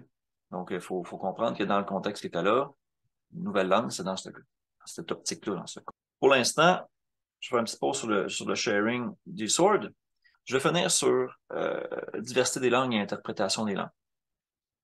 Donc, je crois aussi que pour être apte à utiliser ces dons-là, il faut une compréhension de la volonté de Dieu. Okay? Et aussi, on peut le discerner facilement, les dons en général sont usurpés et contaminés par Satan et ses anges. Certains disent aussi que les dons ont disparu actuellement. Il y en a qui disent ça. Moi, je suis pas de cet avis-là, mais j'ai la ferme conviction que les dons n'ont plus tout à fait l'envergure ni la force qu'ils avaient dans le temps. À cause de quoi? À cause peut-être de différents facteurs. La volonté de Dieu est la première. Mais l'iniquité a tellement rempli le monde que je crois que même l'esprit d'Antéchrist peut octroyer des dons. On le voit. On le voit en 2 Thessaloniciens 2. OK? Des fausses guérisons. Des démons sont faussement chassés. C'est tout du théâtre. OK? Des fausses langues sont parlées. En 2 Thessaloniciens 2:9, ça dit que l'apparition de cet impie se fera par la puissance de Satan avec toutes sortes de miracles, de signes, de prodiges, mais mensongers. Et ça s'exerce comment le discernement de ce qui est vrai et de ce qui est faux? Ça dit au verset 10, avec toutes les séductions de l'iniquité. Donc, si le miracle s'accompagne de péché, c'est faux. Et ça dit ici, pour tous ceux qui périssent parce qu'ils n'ont pas reçu l'amour de la vérité pour être sauvés. Donc, un peu à l'image de l'homme qui suivait, ben, il suivait pas Jésus, en fait, mais il chassait des démons avec son nom. Et ses disciples, ils viennent voir Jésus, puis ils disent, ah, il y a un homme qui chasse des démons en ton nom, on l'a empêché parce qu'il ne nous suit pas. Donc, c'est un peu une figure de ça. Quelqu'un ne suit pas Christ, mais il utilise son nom pour faire des miracles. Qu'est-ce qui discerne un vrai don d'un don utilisé peut-être à mauvais escient? C'est là. Qui m'amène aussi à parler des fruits de l'esprit. Parce qu'au travers de tout ça, on dénigre les véritables dons de l'esprit et leur but, comme je vous l'ai expliqué. Ça donne un aperçu du royaume de Dieu, les dons. Mais les fruits de l'esprit, c'est quelque chose de complètement différent. OK?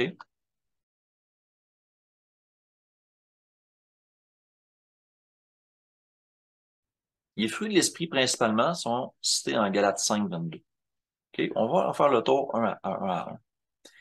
Et c'est un passage qui est aussi souvent utilisé à mauvais escient, de façon trop générale, sans prendre le temps de comprendre qu'est-ce que ça veut dire. Les fruits de l'esprit, c'est des manifestations concrètes dans la vie d'une personne, d'un disciple. C'est des étapes, des bornes, on pourrait dire. Des étapes qui témoignent de l'action de l'esprit dans la vie de cette personne. J'ai vu bon nombre de personnes disant suivre la loi, mais qui ont clairement un cœur non converti, un cœur méchant, qui sont orgueilleux, fiers, contentieux, querelleurs, qui aiment ça, s'ostiner. OK? Il n'y avait pas ces fruits-là, les fruits d'esprit. À contrario, j'ai vu aussi bon nombre de gens essayer d'avoir et d'exercer les fruits de l'esprit, mais rejeter la loi. C'est un tout. C'est deux facettes d'une même médaille, là, ici qu'on parle. Donc, on va aller voir de quoi il s'agit quand on parle des fruits de l'esprit. Euh, pour vous les énumérer, là, ça dépend de vos traductions. Mais moi, je me suis basé sur les mots grecs et leur signification. D'accord? J'ai essayé de faire du mieux que je peux parce qu'il y a des fois des mots qui sont quand même un peu très similaires. Donc, on a dans les fruits d'esprit l'amour, la joie, la paix. Avoir une grande patience. En anglais, ils appellent ça long suffering. La gentillesse, ou ce qu'on va dire aussi la bonté. La bienveillance, la foi, l'humilité, ou certaines traductions vont dire la douceur, et la tempérance, le contrôle de soi. OK?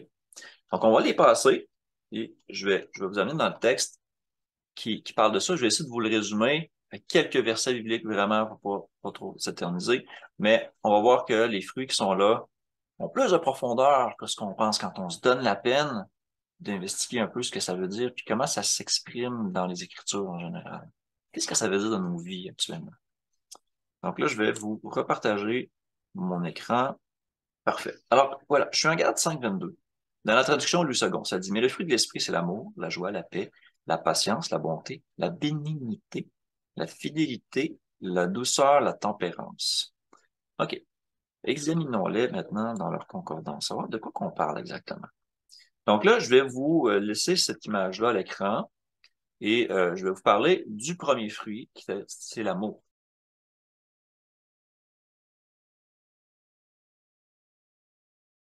C'est le G26, le agapé, qui lui-même a une racine qui vient d'agapao, G25. Donc, c'est un amour de charité, ce qui implique toutes sortes d'actions bonnes, comme vouloir sauver les âmes, l'appel à se repentir, avoir à cœur le bien, aider, être généreux, reprendre aussi si nécessaire, de la bonne façon. Okay? Si vous voulez en savoir plus sur l'amour, il y a la capsule numéro 9 qu'on a pour plus de détails en rapport avec l'amour divin dans la série des diffusions en direct. Je crois que l'amour, c'est ça qui a soutenu Christ à la croix. C'est l'amour qu'il avait pour nous. Sachant bien que cet amour sacrificiel-là nous appellerait aussi à la gratitude, par la miséricorde qu'il nous faisait. Donc, si on va voir quelques textes en rapport avec l'amour, qu'on comprenne tout ça.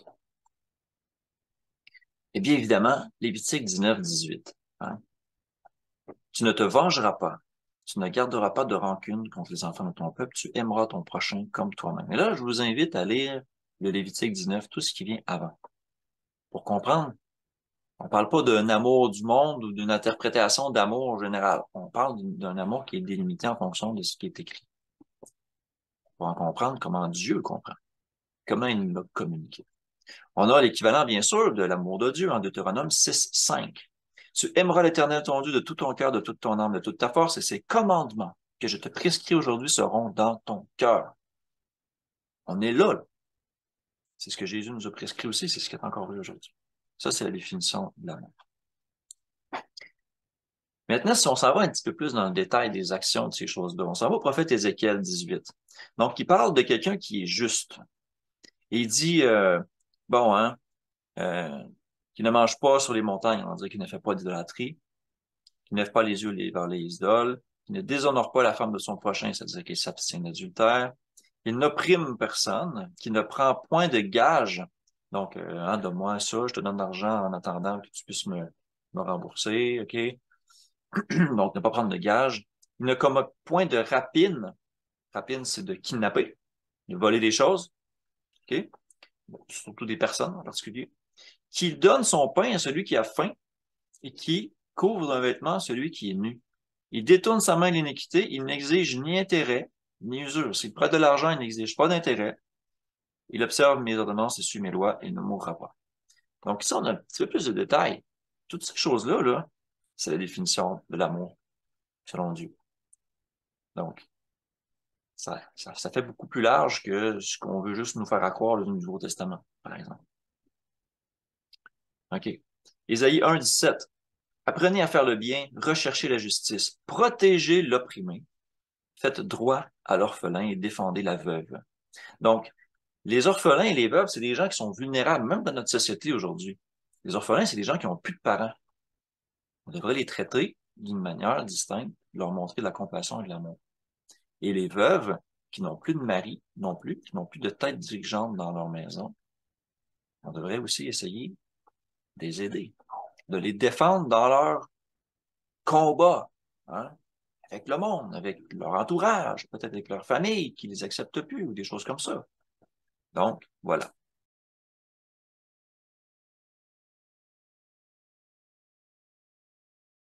Donc, le fruit de l'esprit est l'amour, on en a parlé, la joie, qui est le mot G5479, kara.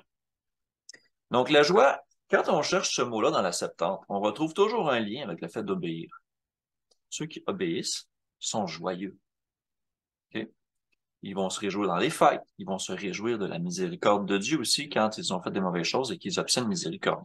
D'accord?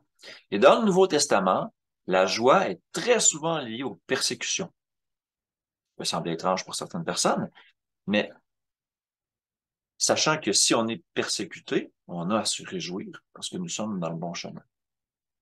Parce que si on était du monde, le monde nous aimerait. Et puisque le monde nous déteste et nous persécute, on sait qu'on est dans le bon chemin, donc on se réjouit de ça. Ça semble un peu paradoxal, mais en fait, ça fait du sens bibliquement. D'accord? On va en avoir quelques points basés sur le mot ici, joie. Le G5479 que j'ai fouillé un peu dans la Bible. Donc, on a 1 Pierre 1,8. Donc, encore là, on dit lui que vous aimez sans l'avoir vu. Bien sûr, on parle de Christ. En qui vous croyez sans le voir encore, vous réjouissant d'une joie ineffable et glorieuse, parce que vous obtiendrez le salut de vos âmes pour prix de votre foi. Donc, on se réjouit par la foi parce qu'on sait que les choses qui nous sont promises, on a confiance en ces choses-là. Donc, c'est partie de la joie, ça. En Jacques 1, 2, un peu la même chose. Mes frères, regardez comme un sujet de joie complète les diverses épreuves auxquelles vous pouvez être exposés, sachant que l'épreuve de votre foi produit la patience, qui est un autre fruit de l'esprit. Intéressant comment les choses sont interreliées. OK? On va en Hébreux 12, 2. Donc encore là, dans le contexte ici, on dit de rejeter tout fardeau et le péché qui nous enveloppe si facilement, hein, de continuer avec persévérance. Ayant les regards sur Jésus, le chef et le consommateur de la foi, qui, en vue de la joie qui lui était réservée, a souffert la croix. Donc, on peut voir aussi que la joie ici était impliquée. Jésus savait ce que ça allait produire comme fruit, son amour sacrificiel. Ça allait donner de la joie, ultimement, à la fin, quand tout allait être réglé aussi. Hein?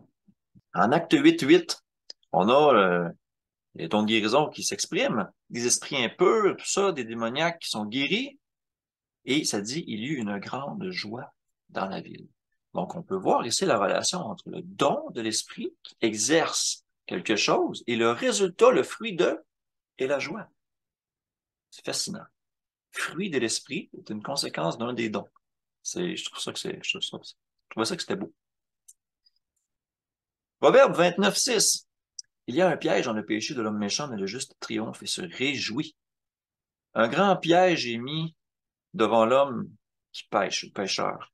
Mais le juste sera dans la joie et dans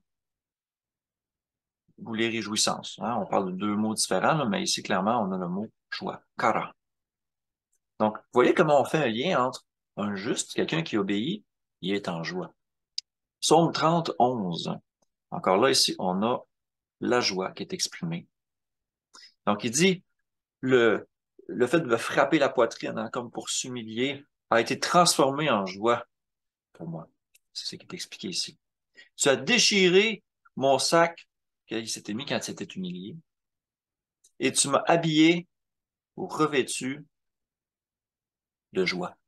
Clairement, on parle de miséricorde ici, qui nous amène dans la joie. Néhémie 8:10. Donc ici, on parle d'une fête. Et on dit, allez manger des viandes grasses, buvez des liqueurs douces et envoyez des portions à ceux qui n'ont rien de préparé. Donc encore là, hein, partage de nourriture et tout ça. Il dit, car ce jour est consacré à notre Seigneur, ne vous affligez pas, car la joie de l'Éternel sera votre force. Donc, important ici, on parle particulièrement d'une fête. Je pense que c'est au 7e mois, jour de joie. Donc, on voit que les gens se réjouissent dans les fêtes aussi. C'était le dernier verset que j'avais à vous apporter en relation avec la joie. Mais on va aller parler de paix.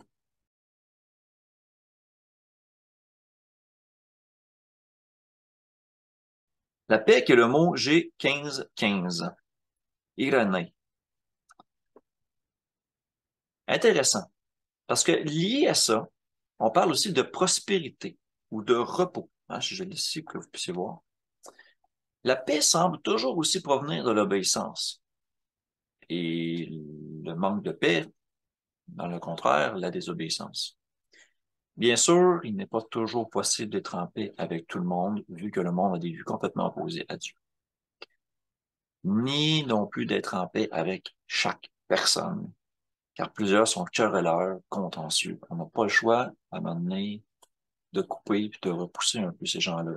Bien qu'on ait d'ouverture, qu'on ait de l'amour pour eux, on a un certain... Oui, il faut être patient, on va le voir dans le fruit, l'esprit qui suit. À quelque part, il faut avoir aussi un discernement de ces choses-là. Ces gens-là, souvent, ont toujours une raison de disputer, plutôt que de trouver un chemin de paix. Ils sont toujours en train de vouloir se disputer. Il est important de préserver la paix dans notre maison en premier et de faire attention aux éléments perturbateurs qui pourraient venir troubler cette paix.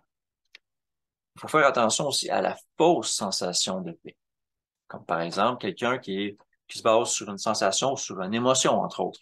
Quelqu'un qui va dire, ah, je me sens en paix, mais que dans sa vie, il vit dans le péché.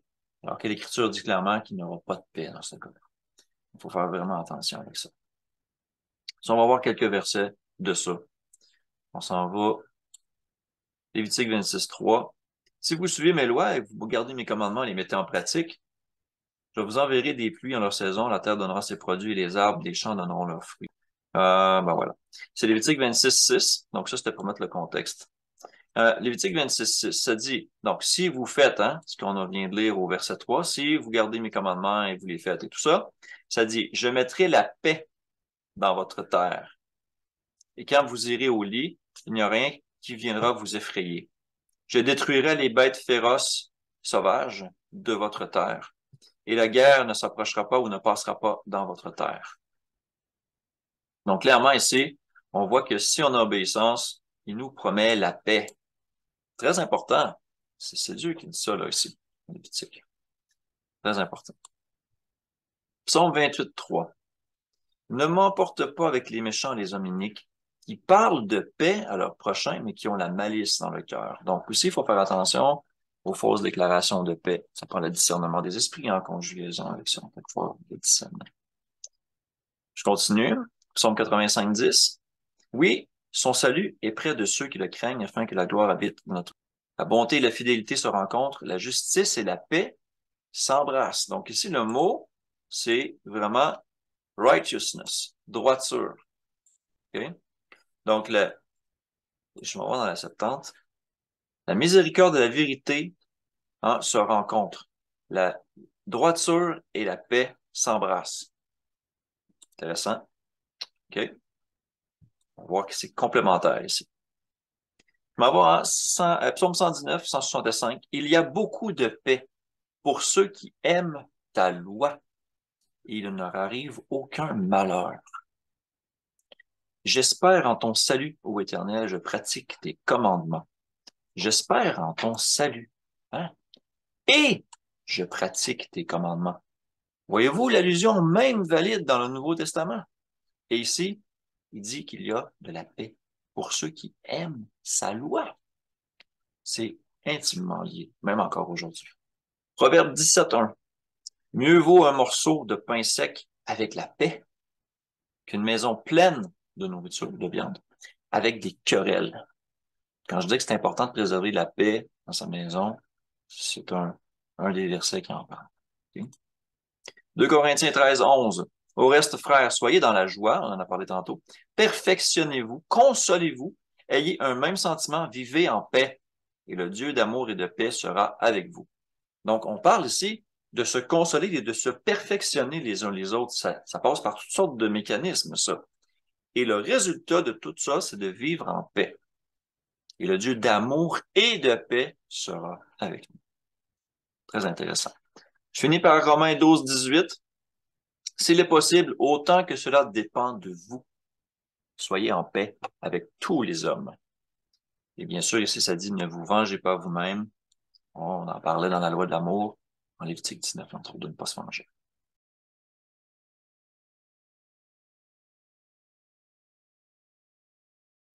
On avait l'amour, la joie, la paix. Nous sommes rendus à la long suffering, ou la patience, la longue patience. Ce mot-là veut dire aussi supporter les outrages, les difficultés, les persécutions, ne pas s'emporter. Et ce terme-là, en tant que tel, représente une des caractéristiques mêmes de Dieu. Dieu se décrit comme ça. C'est exprimé un peu partout dans les Écritures, et c'est aussi lié à la miséricorde. D'accord? Il s'agit en fait de toujours garder son cœur ouvert à ceux qui cherchent la réconciliation. Vous savez, le Père, il attend que tout le monde se repente et revienne à lui. Il garde son cœur ouvert. Il est prêt à accepter le plus méchant des méchants s'il se repent de ses mauvaises voies. On devrait avoir la même attitude en rapport avec ceux qui nous font du tort ou du mal. Il faut accueillir les excuses, rester patient dans nos paroles, puis espérer que les choses aillent vers le mieux. Donc, si je regarde un peu, il y a des textes très clairs comme Exode 34, 6. L'Éternel passa devant lui, devant Moïse, et s'écria, l'Éternel, Éternel, Dieu miséricordieux et compatissant, lent à la colère. C'est exactement ça qu'on parle ici, parce que quand on s'en va dans la Septante, on voit ici le mot lenient. Lenient, c'est le mot ici, la grande patience, le G31, 15. Long suffering. Donc, très, très important. On a un passage de ça en Psaume 86, 15, qui répète un peu la même chose. Mais toi, Seigneur, tu es un Dieu miséricordieux et compatissant, lent à la colère, riche en bonté et en fidélité. Encore là, Dieu est patient. Il tolère longtemps, longtemps, longtemps, mais pas éternellement. Ça, on est clair là-dessus. Maintenant, il y aura un jugement. Proverbe 15, 18. Un homme violent excite des querelles, mais celui qui est lent à la colère apaise les disputes. Donc, quelqu'un qui veut en rajouter, là, il va continuer à se débattre puis à mettre de l'huile dans le feu d'une conversation, par exemple, tandis que la personne, elle, qui est d'une grande patience, elle va rester calme. Elle va peut-être prendre ses distances un peu. OK? On va accepter ça. Si ça se fait crier après, elle va rester patiente. Et on parle aussi du ministère en 2 Timothée 4.2. Prêcher la parole, insister, quand même, il dit d'insister. Il ne s'agit pas juste de dire une fois, mais de le dire plusieurs fois, insister. En toute occasion, peu importe si c'est une bonne occasion ou pas. Des fois, tu dis, ah, c'est peut-être pas le bon moment, il vit des choses difficiles. Ah, il faut le dire, il faut le dire. OK, il y a peut-être une façon de le dire, mais il faut le dire. Favorable ou non, hein, il le dit. Reprend, censure, on va dire, non, ça, c'est pas bon. Exhorte, avec toute douceur et en instruisant. Donc ici, quand je m'en vais dans la Septante, je regarde ce texte-là. Ici, c'est bien le mot long suffering, qui, dans le Louis II, est traduit avec toute douceur. Mais si on s'en va aussi dans la King James, on a long suffering. On a exactement le même mot. Donc, tout ça, prêcher la parole, euh, réprouver, reprendre, censurer, tout ça doit se faire avec une grande patience. Doit se faire avec une grande patience. Et c'est un fruit de l'esprit. Une preuve que l'esprit agit dans la vie d'un disciple. Je finis avec Hébreux 6.12.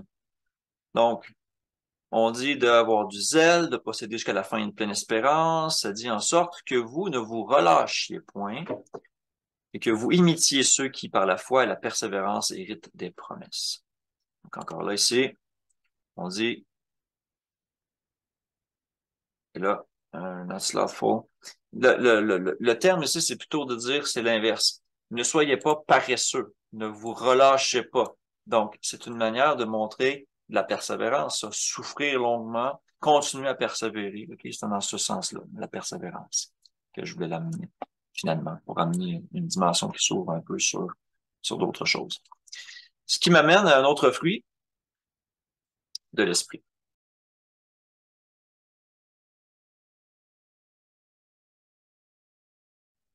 Je me retourne en Galates 5, 22. J'espère que ça va bien, que vous me suivez. Je sais que c'est long. Soyez patient, ça achève. OK, oui, il y a beaucoup de contenu parce que j'ai décidé de jumeler deux sujets dans un seul parce que je trouvais que ça faisait beaucoup de sens de les rapprocher. Donc, on a parlé l'amour, la joie, la paix, la patience. On s'en va dans la gentleness. La gentleness, Christotes, OK? C'est traduit souvent comme étant bonté, gentillesse. Mais on peut voir dans la concordance que ça dit aussi, non, je vais finir par la voir. OK. Non, peace, long suffering, gentleness. D'accord, ici. Ça dit usefulness, l'utilité. Donc, un esprit d'excellence en caractère et en action. Ce qui est écrit ici dans la traduction du mot. Qui est toujours en relation à être gracieux. Donc, quelques exemples de ça, très facile. Un exemple. Romains 11, 22. Donc, je regarde ça dans 8 secondes. Considère donc la bonté et la sévérité de Dieu.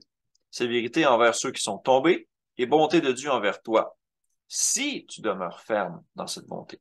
Autrement, tu seras aussi retranché. Ça fait pas beaucoup de sens de dire de rester ferme dans la bonté de Dieu, parce que si c'est un don, moi, je n'ai pas besoin de rien faire, c'est Dieu qui décide, c'est lui qui dit, ben, il m'a fait bonté, grâce, donc moi, j'ai rien à faire, ça dépend pas de moi. Mais si on voit le mot d'un côté, d'avoir un esprit d'excellence, oh, d'utilité, ça change un petit peu la dimension. OK? Donc, voici l'utilité, l'esprit d'excellence et la sévérité de Dieu, de ceux qui sont tombés, et envers toi, hein, le mot goodness, le mot excellence ou utilité. Si tu continues dans ça, dans cette excellence-là, autrement, toi aussi, tu seras retranché. Pour ceux qui disent qu'on ne peut pas perdre notre salut, là, ça, c'est un des versets qui est ouf, OK? Qui est difficile peut-être à accepter ou à expliquer. Bon.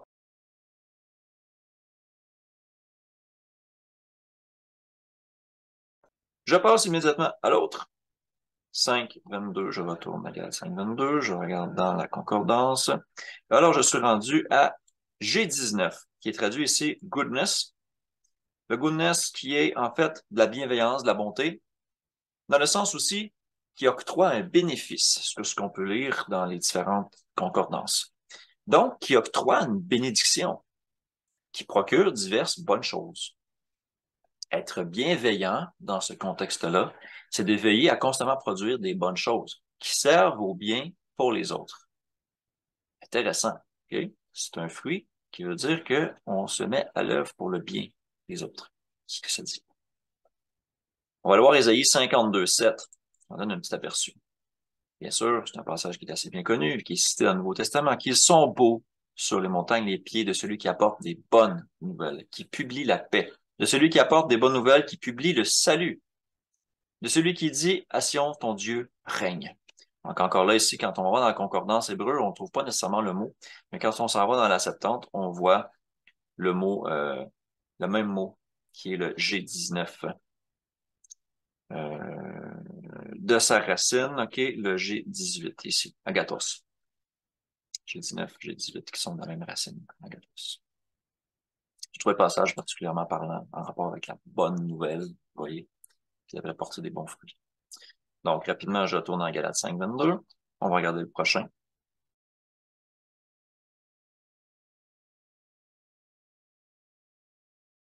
Le 41-02. La foi. Comme on en a parlé un peu, avoir la foi, mais ça signifie être digne de confiance aussi. Quelqu'un qui honore sa parole, donc, par extension, qui peut faire justice parce qu'on peut lui avoir confiance en lui. Mais bon, comme je vous l'ai dit ici, il suffit de lire Hébreux 11 pour en avoir un tableau vraiment plus complet. La foi dans tous les âges. OK? Pour en avoir un examen plus approfondi, je vous invite à revisionner la capsule d'introduction numéro 3, la foi. Maintenant, bien sûr, si je vous amène sur la suite logique, Hébreux 11:1, la foi est une ferme assurance des choses qu'on espère, une démonstration de celles qu'on ne voit pas. Et là, on détaille tous les gens depuis la Genèse jusqu'à le moment où ça a été écrit, les gens qui ont vécu dans la foi et toutes les choses qu'ils ont fait par la foi. Donc, la foi est un fruit de l'esprit. Ce fruit-là existait bien avant le Nouveau Testament. Hein? D'accord? Pareil comme certains dons. D'ailleurs.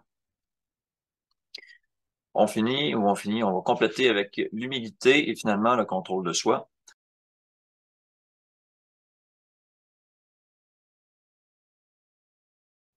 Faith. Meekness, qui est proudness. OK? Ça peut être traduit gentleness, c'est-à-dire gentillesse, mais par implication, ça implique de l'humilité, une douceur.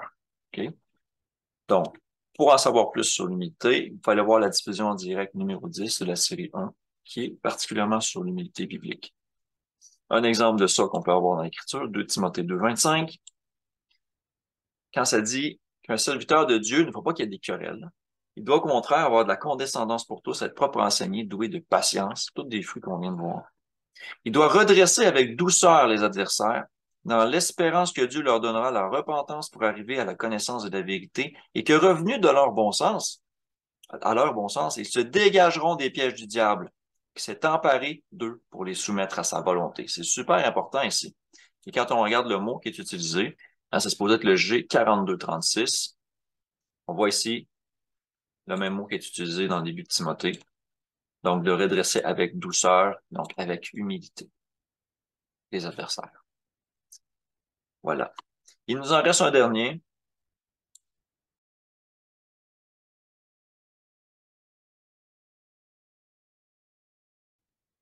Un mot qui est mal compris parce qu'il utilise une langue qui est quand même plus ancienne. Le mot tempérance. Temperance. C'est le G1466. OK? Qui veut dire en réalité contrôle de soi. C'est important parce que c'est la véritable signification du mot tempérance. Ça signifie de rester en contrôle de son corps, de ses paroles, de ses états émotionnels, de notre appétit aussi. OK? Ça implique d'une certaine manière d'être fort, ça.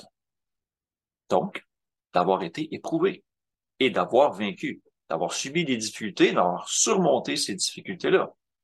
Ça inclut aussi le contrôle des passions et d'être modéré dans toutes les choses même qui sont bonnes, les choses que la Bible ne déclare pas comme quelque chose de mauvais, intrinsèquement. Okay?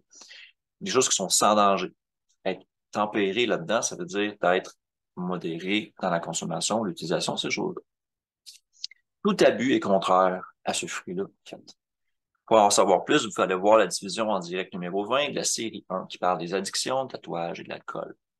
On va aller voir un verset qui parle de ça. Peut-être plus que un. OK, on va regarder ça. Je suis dans 1 Corinthiens 9:25. Tous ceux qui combattent s'imposent toute espèce d'abstinence. Ils le font pour obtenir une couronne corruptible. Nous le faisons pour une couronne incorruptible.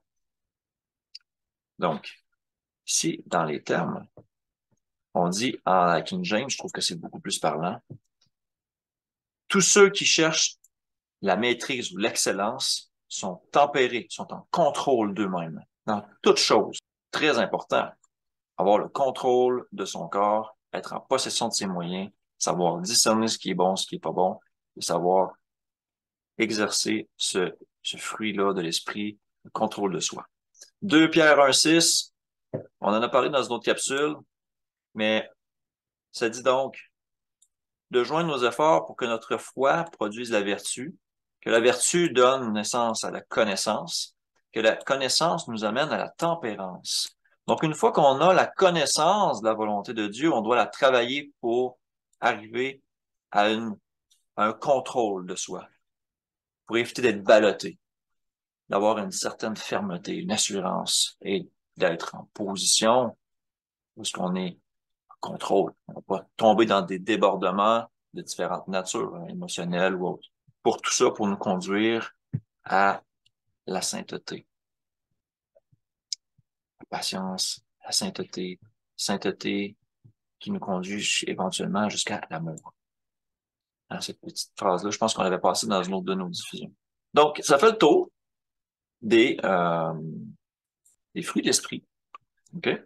Oui, ça fait beaucoup. Je suis conscient de ça. Beaucoup d'informations. Vous aurez le temps de les réviser, de revisiter la capsule, de la regarder une deuxième fois s'il faut, en accélérer pour que ce soit moins long, d'accord? Je m'en vais sur la conclusion de tout ça.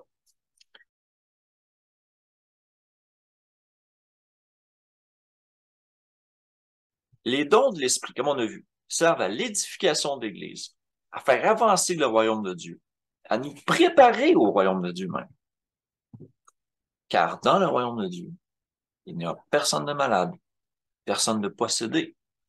Tout le monde aura la connaissance de Dieu et de sa loi. Okay? Ainsi, les dons de l'Esprit sont une ombre, d'une certaine manière, une prolongation du royaume qui existe dans le futur, maintenant. Intéressant. Un don, comme on a vu, peut être copié, mais la Bible doit faire office d'autorité pour pouvoir discerner ce qui est vrai, si le don est vrai ou si c'est une supercherie. Okay? Il est important de noter que peu importe les dons que l'on a, ils peuvent être copiés par l'ennemi dans une certaine mesure. Et que donc l'obéissance à la droiture est ce qui distingue les esprits. Exemple, comme j'en ai parlé, celui qui chassait les démons au nom de Jésus, mais qui ne le suivait pas. Et aussi des passages qui parlent de l'Antéchrist qui fait des miracles aussi, en 2 Thessaloniciens 2.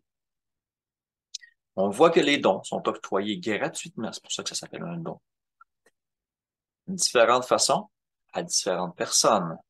Donc, on ne peut pas affirmer que chaque personne qui reçoit l'Esprit va parler en langue systématiquement, comme veut nous faire croire certaines assemblées. Non, c'est pas vrai. De plus, c'est lui qui nous les donne à la mesure de nos capacités. Et c'est à nous de les mettre en œuvre pour Dieu, comme dans la parabole des talents. Ça, c'est notre part. Okay? Les fruits de l'esprit, en comparaison de ça, ce sont des facettes du caractère qu'un disciple développe par l'action de l'esprit. C'est pourquoi qu'il est dit que l'on reconnaîtra les faux prophètes à leurs fruits. Okay? Les fruits étant ceux de l'esprit, entre autres. J'ai pas abordé ça spécifiquement, mais il est clair par des textes, comme on a déjà parlé, Jérémie 31-33, Ézéchiel 36-27, que la résidence de l'Esprit en nous produit des fruits de droiture, c'est-à-dire d'obéissance à la loi de Dieu. La loi de Dieu qui inclut d'aimer son prochain, d'accord? Il n'y a rien de charnel à ça, là. On est 100% dans le spirituel. La loi aussi appelle à donner la nourriture même à son ennemi, ok? Il nous appelle à juger avec justice, entre autres, dans Lévitique 19. Elle nous appelle à avoir confiance en Dieu, à démontrer de la miséricorde, de la bienveillance. Toutes ces choses sont loin d'être étrangères au texte de l'Ancien Testament. Je me fais souvent reprocher que je suis trop concentré sur l'Ancien Testament, mais le Nouveau Testament, il est bâti sur l'Ancien. Il faut que tu comprennes ta fondation pour comprendre le Nouveau Testament. Si tu veux juste regarder le Nouveau Testament, tu risques de te tromper sur ton interprétation de ce que tu penses lire. Okay? Et au travers de tout ça, il est clair, par l'allusion de Paul en Galates 5:23, quand il dit « Et la loi n'est pas contre ces choses », il décrit les fruits de l'esprit. Il dit à la fin, la loi n'est pas contre ces choses. C'est qu'il disait que de porter de tels fruits ne transgresse pas la loi. Bien au contraire, ça l'accomplit. On l'a vu de toutes sortes de manières. Donc, moi, ça fait le tour. On a parlé des tons, on a parlé des fruits. Écoutez, merci beaucoup pour votre écoute, le temps que vous avez passé à écouter cette capsule. Je ne sais pas si vous avez des choses à ajouter. Élisée, t'es resté là, t'es à l'air en ligne. Je ne sais pas si tu nous entends. Francis, aussi. Ouais. Ouais, tu nous entends, ça va bien? Bon, ben, y a-t-il quelqu'un qui ça lui tente de parler un peu des dons ou,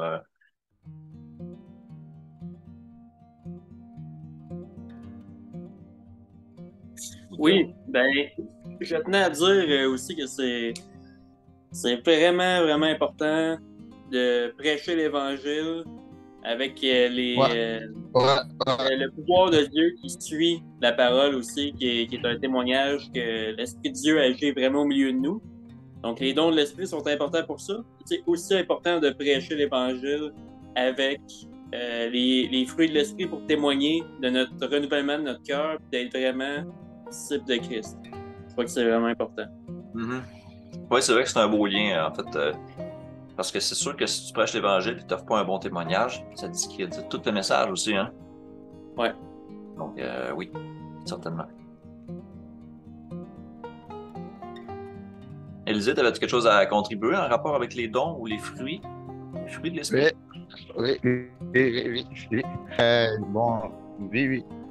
Oui, le fruit de l'esprit, bon, selon moi, ce que j'ai compris un peu, parce qu'il y a un problème de réseau ici, mais j'ai compris.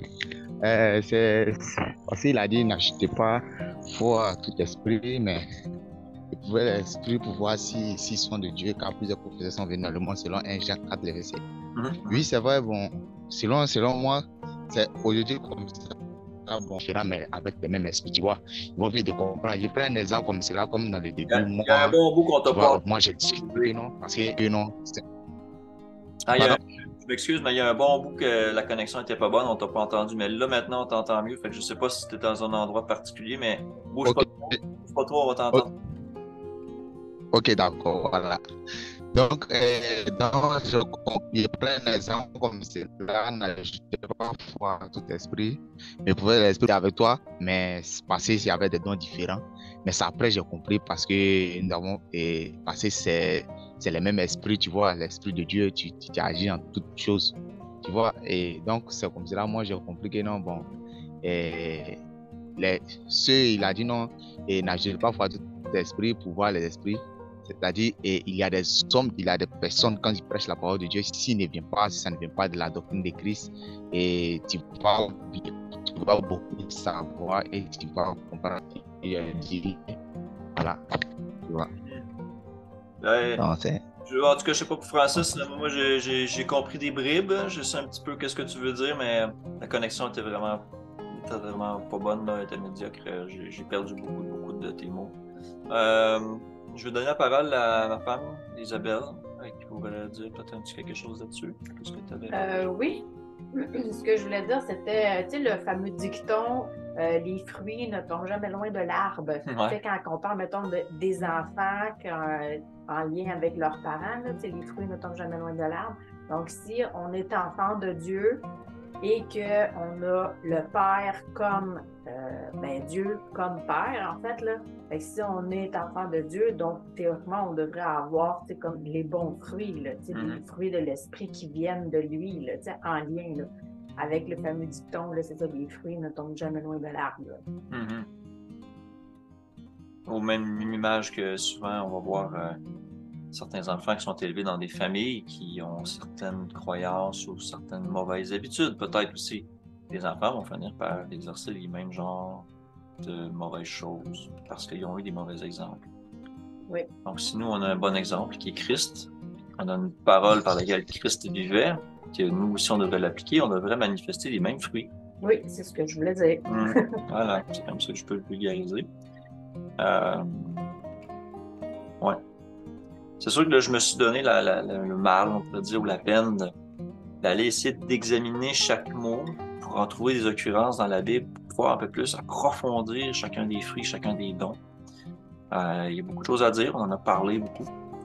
J'espère que tout ça, ça va avoir été quand même éclairant pour vous qui écoutez, Francis, Élisée. Puis si on a l'occasion d'en rediscuter.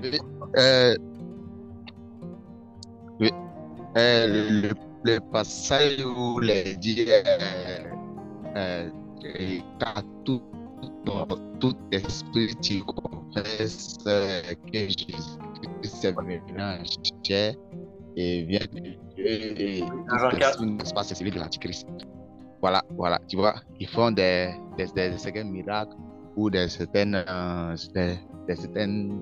choses sans se baser sur les Écritures, tu vois, et de certains enseignements sans se baser sur les Écritures. Bon, moi je trouve que c'est de ça que ça parle, parce que n'a pas le Père, n'a pas le Fils, tu vois. Donc moi je trouve que c'est un peu pareil à ça, hein, tu vois. Voilà. Oh, oui. Voilà, donc on t'a perdu encore quelques petits bouts, là, mais on t'a assez bien compris, en tout cas, pour ma part. Ouais, aujourd'hui, il y a un problème de réseau, donc c'est ça. Donc c'est comme cela que je vois, voilà, ceux qui n'ont pas la doctrine de Christ, voilà, tu vois, c'est eux qui ne confessent pas que Jésus-Christ est venu en chair. Bon, C'est comme ça. Excellent. Ben, merci de votre participation. Là-dessus, je vais couper la diffusion. On se revoit pour un prochain sabbat. Puis, j'espère que vous allez tous bien aller, que le Père nous bénisse tous, qu'il nous garde dans sa main, hein, qu'il puisse nous garder de la tentation. Puis, on se dit à la prochaine. Merci beaucoup d'avoir été là. Au revoir, à la prochaine.